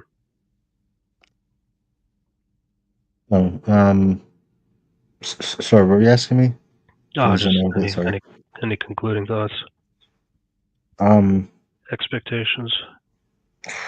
I don't know. I have my reservations about the future of this DCU. I'm not very impressed so far. No, I'm not. I just hope that whoever can hire will do a better job. Superman, whatever. I watch it. I'll watch it and see how it works. Superman's got really big shoes to fill after Superman and Lois. Yeah, true. But at the same time, I'll reserve my judgments for Superman until I've seen it, which is a shame because of course. When is Superman again? July. July something. Yeah, July something next year.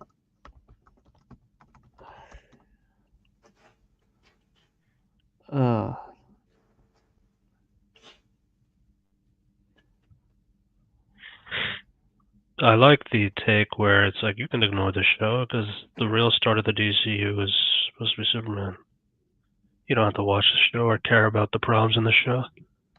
Yeah, that's how that well, works. I did and I do. Yeah. The discourse is very funny, man. I've seen people like unironically bring up the Stan Lee. Well, if the writer is writing, the Stan Lee, where he says the winner can be whoever the writer wants it, and that's like a good thing. And then people unironically use the Squirrel Girl beating Thanos as a good example. Hmm. So, yeah, I mean, maybe the writing is also bad there. it's a fun time, man. It's- All right, Yeah. that's Creature Commandos. You ready? Say goodbye to the people. Goodbye, guys. Creature Commandos.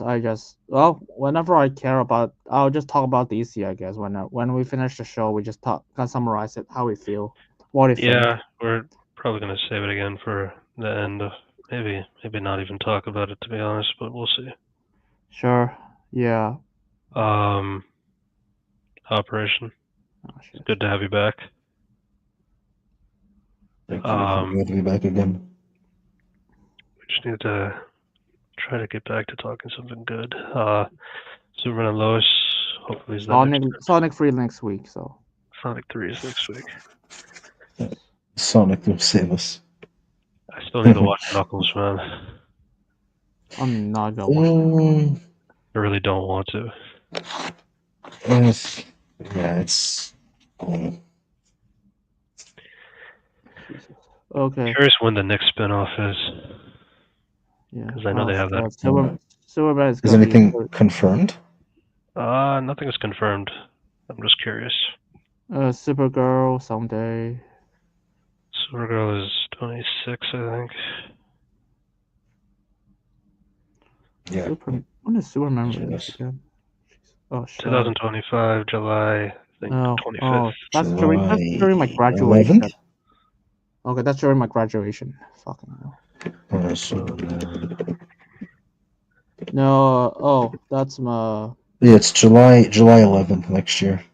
July 11th, yeah. Oh, that's during my university graduation.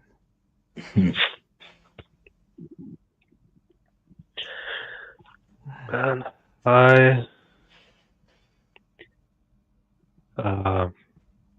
it's almost the end of the year.